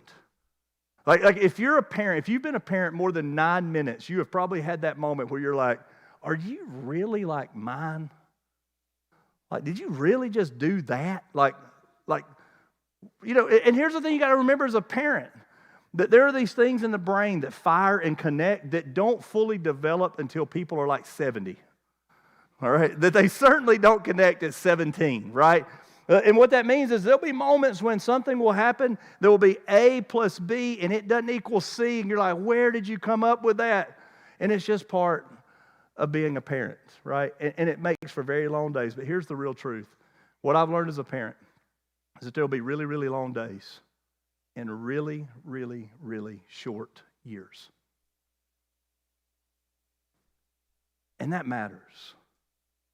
Like the most incredible, unimaginable thing to me is that I have been a parent for 21 years.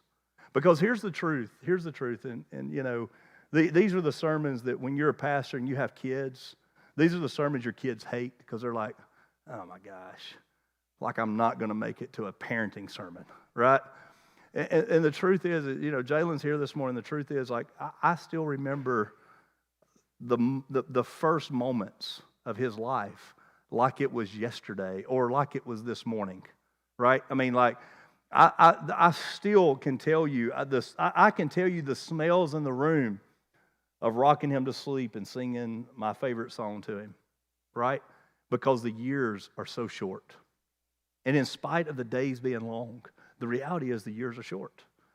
And if as a parent this morning you have little ones, okay, I know we got like less than 2 weeks old over here in the corner, which is crazy, right? Give them a hand, like brand new baby in the room.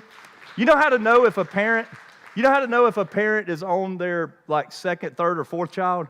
Like first kids make it to church for the 3-year-old class. You know what I mean? Like they show up the first Sunday at church, they're 3 years old, they're checking them in for like preschool. You have that second kid, it's like, hey, we left the hospital this morning. Can y'all watch them for me? And so, you know, that's kind of how it works. And but you know, if you have little ones, there's another little one right there. If you have little ones, let me just tell you, as long as the days seem, the years will go by faster than you can even imagine. And it's so important that you understand that so that you can make the most of the story you want to tell. And I think if I could give any encouragement this morning, and I want to make sure I reiterate, I don't feel like I'm an expert in any way. I think I have the 2 greatest boys on planet Earth. I really do. I'm a little biased, all right? I'm a little bit biased. But anything great that my boys have done is not because of me. It's in spite of me and because of my wife, all right? And I'm full aware of that. And everybody in the room's like, well, yeah, about time you said that. You know, and so I don't pretend to be an expert at all, but let me tell you what my goal was as a parent, all right? And everybody needs to have one. Like if you aim at nothing, you'll hit it every time, all right? It'll happen. It's not that hard. And so I had a goal when Jalen was little, Jaron was little. I had a personal goal. I don't know that it ever got expressed in my house. It probably should have been, but this was my goal as a parent. I have not lived up to it every time, but this was the story that I wanted to tell. When my boys were little, the story I wanted to tell is this is what I wanted. That when my boys were in their 30s, I wanted them to be my best friend. That's my goal. Now, you may be thinking, well, I kind of expected something spiritual out of my pastor. Yeah, I'm sorry. I mean, you know, and I do think there's a spiritual aspect to that. I wanted my boys to love Jesus. I want my boys to understand what it means to live on mission. And all those things are important to me. But my number one goal, as selfish as it may sound, was I wanted to parent in such a way that when my boys were in their 30s, we were best friends. All right? And I think there's a spiritual aspect to that because I think what that means is you've got to be strategic in parenting relationally and not transactionally if you want to make that happen. And I haven't always been great at that, all right? Because if, you know, those of you that I've been your pastor for some length of time, you know this about me. There is no hill so small I'm not willing to die on it. Like no hill. Like I'm talking about like, you know, if a groundhog kicks over a little pile digging out a hole, I will go die on that hill, right? It could be little, all right? And luckily I'm balanced by my wife and be like, this is probably not the place to die today, right? And so in my life, what I've tried to do is evaluate the decisions that we make, on how will this affect my relationship with my boys in their 30s. Because this is what I've always wanted. I thought this was, as I look at parents that I had respect for, this was what I wanted. As a dad, this is what I wanted. When my boys were in their 30s and they were going to buy a car or buy a house or propose or they were about to have kids and they had the questions of the big things. Like when they were considering the big parts of their life, I wanted them to ask me my opinion. I wanted to parent in such a way up until that point that my opinion mattered. Why would I want that? Because I wanted to have a relationship with my kids. I did not expect my kids to be a trophy I put up on the wall for the rest of the world to look at and say, this is how good I am. I wanted a relationship. Look, I think the greatest thing that we get to do as parents, the greatest thing we get to do is to realize the effect that we get to have on the next generation. And not just the effect on our kids, but the effect our kids will have on the other people of their generation. And when we can inspire a generation to do something significant with their life, we end up telling a story that's worth telling. And so this morning, I want to take you to a couple of passages of Scripture where I hope to be able to show you maybe a plan or an idea of an approach that you might can take as a parent. And some of you are like, let me tell you what's bad about these kind of messages. There are people around the room that's going to be like, and people listening online, it's going to be like, well, it'd been really nice if you told me that 25 years ago, Matt. I'd have really liked it then. Thanks a lot, right? Or there's going to be people sitting in the room that's like, I don't even have kids. I'm not even sure I'll ever have kids. I don't know if I want kids, right? And the thing I would say is this, is that it's never too late to pour into the next generation.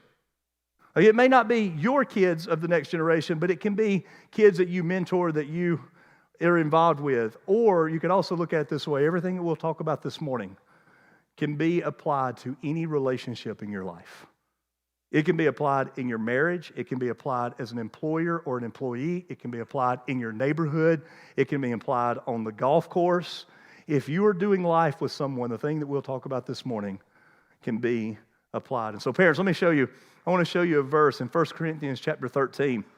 And we looked at this a few weeks ago in the context of marriage. And I want to show you, as love gets defined by Paul in 1 Corinthians chapter 13, he says this, love is patient and kind. And right at the beginning, we're like, well, I could do that if my kids would just, if they would just not be crazy, right?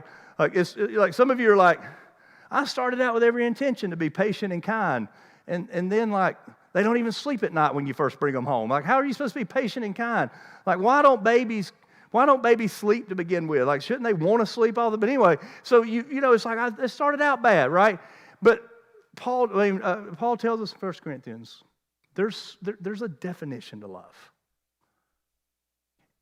And if love is going to be our why, if for those of us who are followers of Jesus, who have realized that when Jesus left this earth, he gave us a very specific mandate to live by. He said, in the same way that I've loved you, love one another. And that applies as much to our children as it does to any other relationship in our life. Then it becomes important that we understand how to define love. And Paul says that love is defined by patience and kindness. He goes on to say it does not envy or boast, and it's not arrogant or rude. And then in the next sentence, I think that Paul identifies what I think. Now, again, this is just my opinion. I think this is where, in general, maybe we find ourselves in some tension as parents. Because he goes on to say that love does not insist on its own way, and it's not irritable or resentful. And can I just say, I don't know that things have changed very much, because I've only lived in this generation, right? But it seems to me that one of the traps that we fall into as parents is that we find ourselves in the trap. Maybe it's because of time. Maybe it's because of busyness. But I feel like many times us as parents, and I'm talking to all of us in the room, we find ourselves parenting from a perspective of insisting on our own way. And we tend to, parents, be very irritable and resentful. And I'm just kind of being honest with you. I think it has a lot to do with busyness. I mean, basically the culture that we find ourselves in today is that we live in a culture that says that we got to spend money we don't have to buy things that we don't need to impress people that we don't like, right? I mean, that's kind of the rule of thumb. So we get ourselves in over our heads in debt. And so now we've got to work more than we should have to work. So we're already busy. We're spinning the plates and juggling the pins in 1,000 different directions. And then we add to it this societal pressure to have our kids involved in every flipping thing imaginable.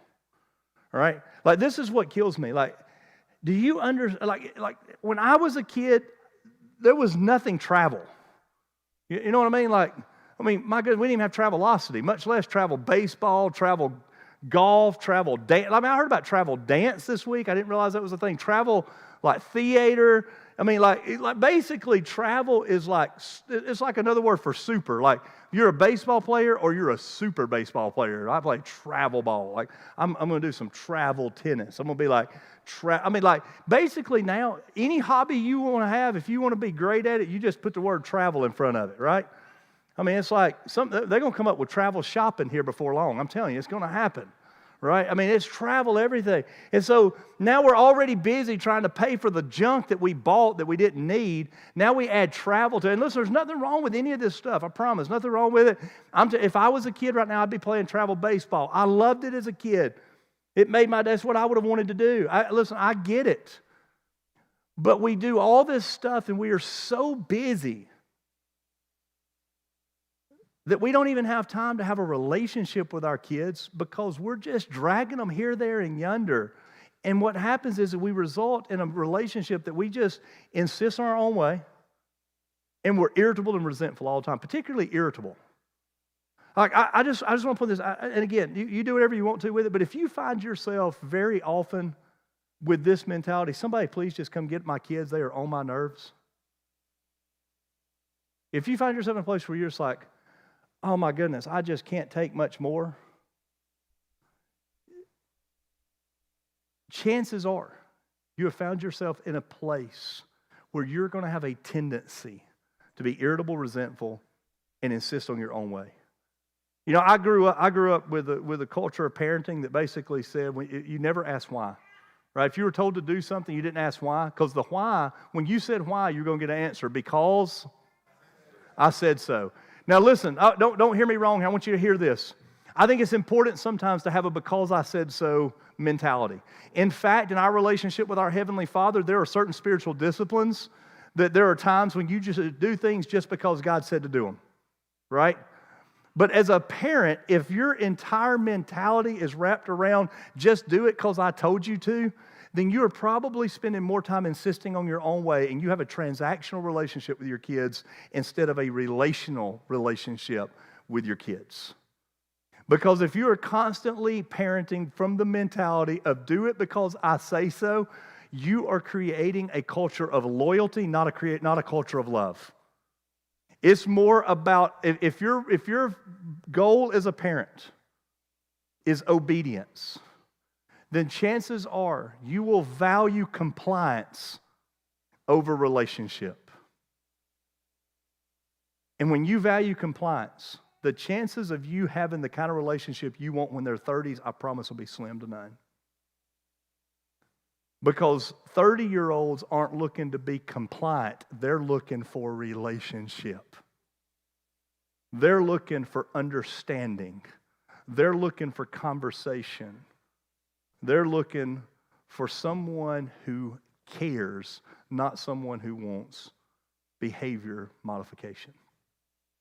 And so as I began to look at this passage of Scripture, I began to ask this question this week: what could be the most helpful thing I could say to parents based on the idea that we want to love in a way that is patient and kind, doesn't insist on its own way, and is not irritable, it's not resentful? And the truth is this: the best example we could ever hope for is let's just go look at Jesus and see what he was like. I realize that it's a standard that we can't likely match up to.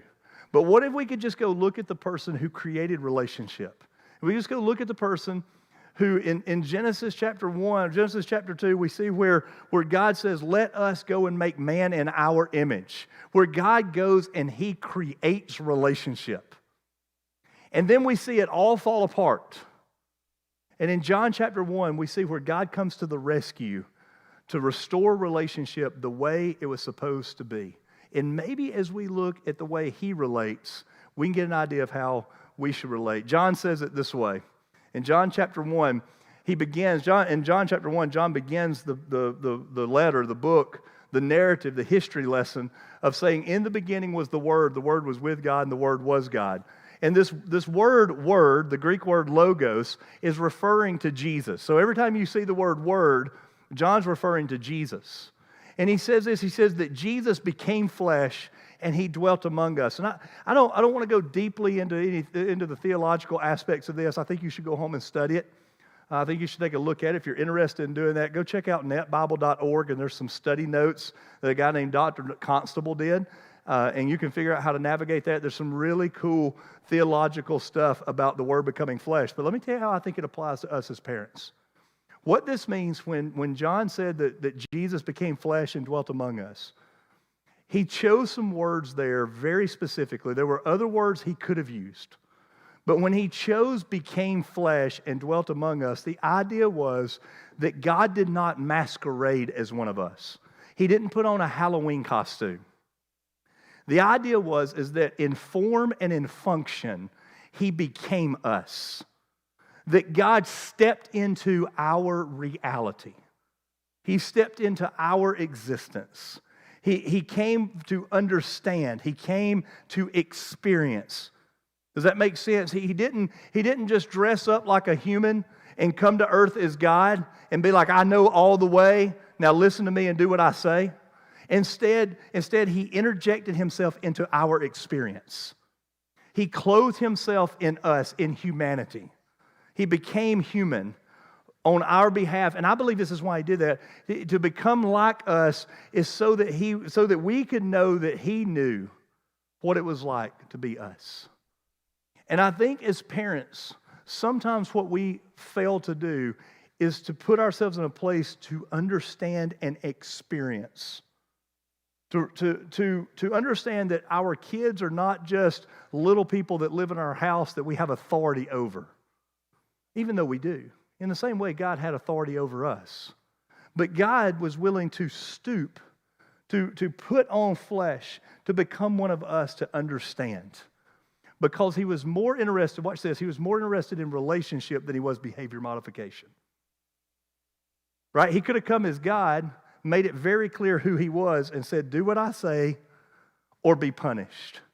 But instead, he came as one of us and said, watch what I do. Let me model for you. Let me understand you. Know that I care about you. And in the caring and in the connection and in the experience, he draws us to repentance. His kindness draws us into repentance. And sometimes I think we as parents, because we're just so tired and we're just so running like crazy, that we're more interested in saying, just do this because I tell you to do it, instead of understanding. And I think if you want the kind of relationship with your kids that you want when they're 30, you got to be willing to step into their experience. He goes on and says, and we have seen his glory. Glory as of the only Son from the Father. And then this is what I want us to key in on. And John says, full of grace and truth. And I love this. I'm telling you, of all the things that have ever been said about Jesus, this is my favorite. That when John tries to describe Jesus, he describes Jesus as full of grace and full of truth. Now, this is important. It doesn't mean that Jesus was 50% grace and 50% truth. Right? He said, no. He is full. He is 100% grace. He's 100% truth. Now, what do those things mean? Grace is goodness and kindness. It is sympathetic. It is compassion. Right? When you think of grace, you should think of loving, caring, kindness, compassion. Grace is what looks at the situation and says, I want to try to understand. I want to try to understand what was the motivation. Why are you doing what you're doing? Truth is a standard. Truth means there is right and right is right, even if nobody's doing it. Wrong is wrong, even if everybody's doing it. Truth is a standard. All right, and I realize we live in a day of relativism. All right, we live in a day where like what's right for you can be right for you, what's wrong for you can be wrong for you. I mean, we can cancel stuff because we don't like it, but we keep the stuff that we do like, no matter how crazy it makes. No sense. Because it's just like, hey, whatever's good for you can be good for you. Whatever's good for me can be good for me. No, let me tell you what truth is. Truth says, no, there's a standard. And there's somebody that determines what's right and what's wrong. And right's going to be right no matter who's doing it and who's not doing it. And wrong's going to be wrong no matter who's doing it and who ain't doing it. Right? And truth says this is wrong. Truth says this is right. Truth is clear about the line. And when John wants to talk about Jesus, he goes, hey, let me tell you what Jesus was like. He was full of truth. I mean, we see it, right? I mean, my favorite stories of Jesus are the ones where he's full of truth. I'll just be honest with you. That's the way I bend. All right, that's the way I lean. I lean into truth. I lead from a perspective of truth. All right, I'm the guy that's like, hey, in my world, they didn't make any gray. I got any other people out there like that? Like, they made no gray. I'm like, God did not make gray in my life, right? It's black or it's white. It's left or it's right. It's up or it's down. Like, when I look at a situation, I mean, like I said earlier, there's no hill so small I won't die on it. Because it's like, no, what's right? Right? And I love the stories of Jesus where we see him full of truth. Like when he goes into the temple and the money changers are taking advantage of particularly the poor. If you want to go see that story, it's really cool. But they're really taking advantage of the poor and restricting their access to worship at the temple is really what it's about. It's not about selling stuff. It's not about money as much as it is exploiting the poor and taking advantage and keeping them from able to worship. Jesus walks in and sees it. He's like, you ain't going to call my house a den of robbers, and starts throwing tables. All right, I'm just telling you, when I get to heaven, I'm going to be like, hey, can we pop that up on the big screen? I want to watch that live. I want to see that, right? Because I just love it. Like Jesus going, this ain't right. Now watch me throw your tables. Right? I love it. I love it. Or he looks at the Pharisees and says, you brood of vipers, you're a bunch of whitewashed tombs. Like at that moment, like I can't even explain to you how offended most Christians would have been if they'd have heard Jesus say that in the first century. Right? Like they've been like, I cannot believe Jesus said those words. You know why he said it? Because he's full of truth. That's exactly what they were. He called them a bunch of snakes and whitewashed tombs. You know what he's saying to them? He's saying, you're all pretty on the outside and you're dead on the inside. Full of truth. But then at the same time, Jesus was full of grace. He's full of grace. I mean, we see him where he's in a crowd and he's like, hey, somebody just touched me. And they need me. There's a lot going on. I don't really have, most of us would not have had time. He went, oh, wait a minute. Hang on. There's somebody here who needs me. We see him where the disciples are like, hey, Jesus is really busy. He doesn't have time for your kids. And Jesus goes, what did you just say? Oh, no. Bring the kids to me. By the way, in a culture that kids had zero value, Jesus goes, no. I got all the time in the world. Bring the kids up here. Compassionate, caring, full of grace. Full of grace. But my favorite story of all, that I think illustrates how we ought to parent, is one day, Jesus is out and about. He has a reputation of being a great teacher. The Pharisees and the Sadducees he has jacked up their whole world. Like, everything that they knew about is he's messed up. He's taken away their popularity. He's challenging them. He's called them whitewashed tombs and brood of vipers. So one day he's out and about and they're going to get him. And so they dragged this woman that was caught in adultery, caught in the very act. So can you imagine the vulnerability of her and what that situation means? I promise you, they didn't say, hey, honey, why don't you get dressed? Oh, no, they probably drug her by her hair out to meet Jesus. And they surround her. And they've all got these rocks, big rocks. They're like, hey, Jesus, guess what? We caught her in the act of adultery. And the law of Moses says that we can stone her for that. What do you think we ought to do? And by the way, they were right. They were right. The law of Moses said that was the punishment. I mean, can you imagine that? I mean, you know what it means to stone somebody? It means you take rocks like this big and you hurl them at them until you kill them by hitting them with the rocks. I mean, it's a brutal way to die. And here's this woman. And Jesus just squats down and starts to draw on the ground, just doodling in the dirt. And they press him, like, come on, Jesus, what do you think we ought to do? And Jesus goes, oh, you're right. That's the truth. That's exactly the truth. She's caught in adultery, and the law of Moses says you can stone her. That's the truth. So I'll tell you what, whichever one of you is without sin, you cast the first stone. You have every right to do it. But we're going to let whoever's without sin be the first one to throw the rock. And I imagine she's probably in the fetal position wondering what's coming next. And she starts to hear the greatest sound she's ever heard in her life. It's the sound of them in frustration throwing down their stones and walking away. But the story isn't over at that point. Because full of grace, he looks at her and says, ma'am, where are your accusers? She said, well, apparently I have none. Full of grace. He bends the rules. You understand that? The rule was she could be stoned. Full of grace. He goes, I don't see any of your accusers. But then full of truth, he looks at her and he says, now, go and sin no more. He didn't condone the sin, but he didn't condemn the person. You see, he led full of grace and full of truth. And as parents, we have an option. I'll guarantee you, if you go home this afternoon, on the way home, you can have a conversation with your spouse, and you can determine really quick which way do you tend to lead.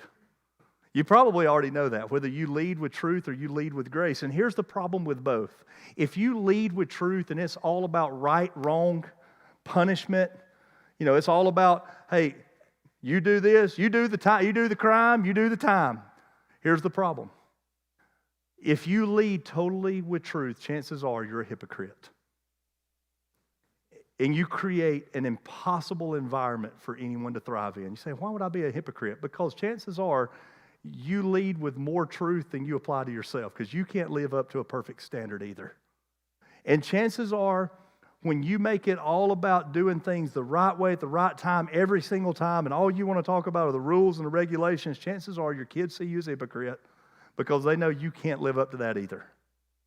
But the problem with leading with grace all the time and being full of grace and not full of truth is that you create this environment of permissiveness that has no boundaries. And it has no expectations. And there's no accountability. And in my opinion, the greatest freedom is found within the context of boundary. Right? And like, we don't even understand that as parents. I want you to think about that. If you take your kid, if there's a highway with thousands of cars constantly going back and forth, and there's a playground right beside it, the maximum amount of freedom on that playground is not found from a playground with no fences. Because you got to go play on that, and you're constantly, what are you doing? You're having to worry about whether or not your kid runs out into the street. But you put a fence up, and you create a boundary, and that boundary is grace and truth. Like, you can't go outside the boundary, but inside the boundary, there's all kinds of grace. You can do and play and do whatever you want to do. You know what you find there? Freedom. You can have all the fun in the world. You can slide down that slide 1,000 times. You can swing all you want to swing. You can go get on the seesaw and have all the fun you want to have. Why? Because freedom was found when the boundary was built with grace and truth. Full of grace and full of truth. And that's the way we live. Now, and a couple of verses later, John kind of makes that clear, and I love this. He says, the law was given through Moses. So for those of you that want to lay down the law, he says, hey, that's the old way. That's the old way. The law did not bring about relationship. It brought about loyalty. And he said, but grace and truth came through Jesus Christ. He says the law came through Moses, the right, the wrong, the boundaries. He said, oh no, but grace and truth, application and relationship came through Jesus. And when we want to do things the right way, and we want to have the type of relationships with our kids that when they're in their 30s, they want to come home. When they're in their 30s, they ask you your opinion. When they're in your 30s, they're like, hey, we want to just go grab a bite to eat. We want to go hang out. Then you better figure out a way to be full of grace and full of truth. You want a bottom line? Everybody needs a bottom line. Make it easy to remember. This is it. Best I can come up with. Don't water down the truth, but don't turn down the grace. Now, this is the reason there's 2 bottom lines this morning, 2 sentences, because I don't know who you are. I don't know which ones of you lead and lean into truth and which ones lean and lead into grace. If you're really lucky, you could be like our house, and we're like, you know, we got, between me and Jennifer, we kind of got them both covered, right? We both get to work on opposite things typically, right, on this. I don't know where you're at, so there's 2 bottom lines. Because if you realize this afternoon, you just ask your spouse, hey, am I more likely to lean into truth or lean into grace? If they say, you tend to lean into truth a lot harder than you do grace, then for you is this, don't turn down the grace. Like you need to start making a conscious effort to turn up the grace. To realize that every battle is not one you ought to fight. To understand that behavior modification doesn't need to be your goal. And turn up the grace. But if you're like others in the room, you're like, I just tend to lead into grace and lean into grace and lead from grace. Like I tend to be way compassionate, way forgiving. You know, if you got they didn't really mean to. I mean, I know we told them 11 o'clock and it's like 11:05, but I mean, what does that really matter? And then the other one's like, because it's 11:05. We said 11, right? If you're the one just like real compassionate, real gracious, listen, nothing wrong with that. Nothing wrong with that. But don't water down the truth. Don't water down the boundaries. Your kids need to understand truth as much as they understand grace. It's why Jesus wasn't 50-50. He was full of both. It wasn't a balance. Like I hear that sometimes. Well, you just want to be balanced as a parent. It's not balance. It's 100% of both. They don't need to be balanced between the two. They need 100% of both. They need to know absolutely what the truth is. And they need to absolutely know that there is grace because of the cross. I'll end with this. So my favorite story of grace and truth was a woman caught in adultery. I don't know if you ever thought about this before. But when Jesus said, go and sin no more, he was sentencing himself to the cross at that moment because somebody had to pay the price. As parents, we have to be willing to pay the price. We have to be willing to go to where we have to go to connect with our kids in a way that we help them become fully devoted followers of Jesus. And sometimes we have to be the ones to make the sacrifice. We can't fix everything. We can't make everything right. But sometimes we got to set truth. We got to be full of grace when we want to be full of truth, or full of truth when we want to be full of grace, to connect with our kids on a level that's necessary so that we can write the stories that we want to one day tell. Let's pray. Father, thank you for our time together. And God, being a kid today must be harder than it's ever been. And so, Lord, I pray for the kids of the parents in the room. I pray that you make them courageous and strong and resilient. And God, I pray for the parents in the room. I can't think of a higher, more noble calling. And so, God, I pray you make us parents that honor you. And God, I pray for those in the room that are not parents yet, have not been able to become parents, have been parents, and now their kids are grown. God, I pray that you help us to stay engaged with the next generation, to help us understand that there is still a role to be played as mentors, as people who can disciple other followers. There's a role for all of us to play.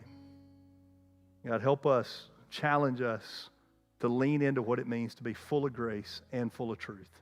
In Jesus' name, amen.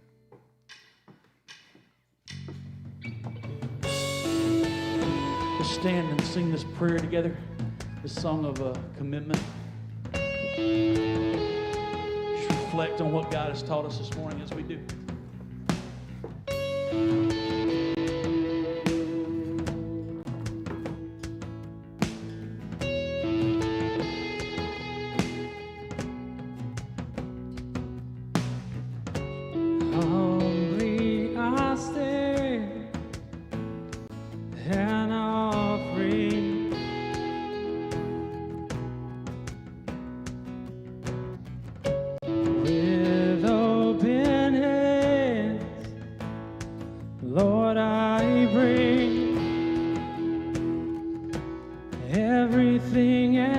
nothing less. My best, my all. You deserve my every breath, my life, my song.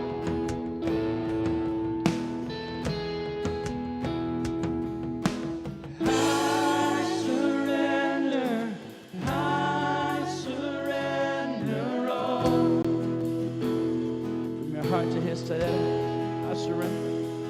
Oh, I surrender. I surrender all.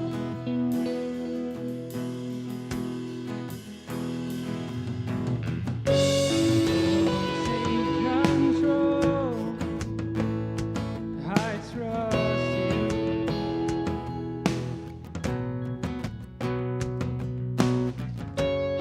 I'm letting go to give you everything, everything and nothing less. My best, my all. You deserve my every breath, my life, oh, my song. I surrender. Oh, I surrender. I surrender all. We surrender, God. We surrender all. I surrender. I surrender all.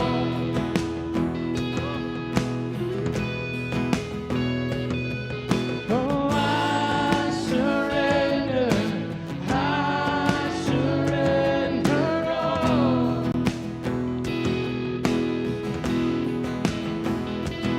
Oh, I surrender.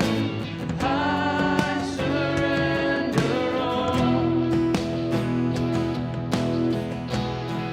Everything and nothing less. Say, Everything, nothing less. I give you everything and nothing less. Forever, everything and nothing less. My life is yours, completely yours. Everything and nothing less. I give you everything and nothing less. Forever, everything and nothing less. My life is yours, completely yours. Oh, I surrender all.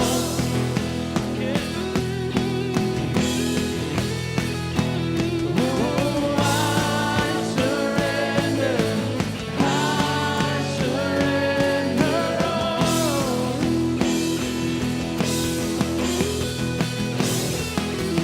Oh, I surrender all. Oh, I surrender all. we're so glad that you were here this morning. I hope that you are glad you were here this morning. Especially if you're a guest. Let's give our guests one more big round of applause and thank them for coming. We would love for you to take that card that was in your seat when you came in, take that back to our first-time guest area, give that to one of our pastors, and they're going to give you a gift just for showing up today. We want to get to know you. We want to love you. We want to serve you, and that starts with knowing who you are. So that would be great if you could do that for us. There's some folks with buckets in the back of the auditorium. If you like to give in person, that's the way to do it. If you like to have any prayer requests on your cards or anything on your cards you would like for us to know, make sure those go in those buckets as well. You can also give online. You can give through the app. Lots of ways to give. Man, just pray for myself and for you that we just continue to be faithful to give, because God definitely has stayed faithful to give throughout my life, and I know He probably has through yours as well. So we are so glad that you were here this morning. We love you, and there's nothing you can do about it. We'll see you again soon.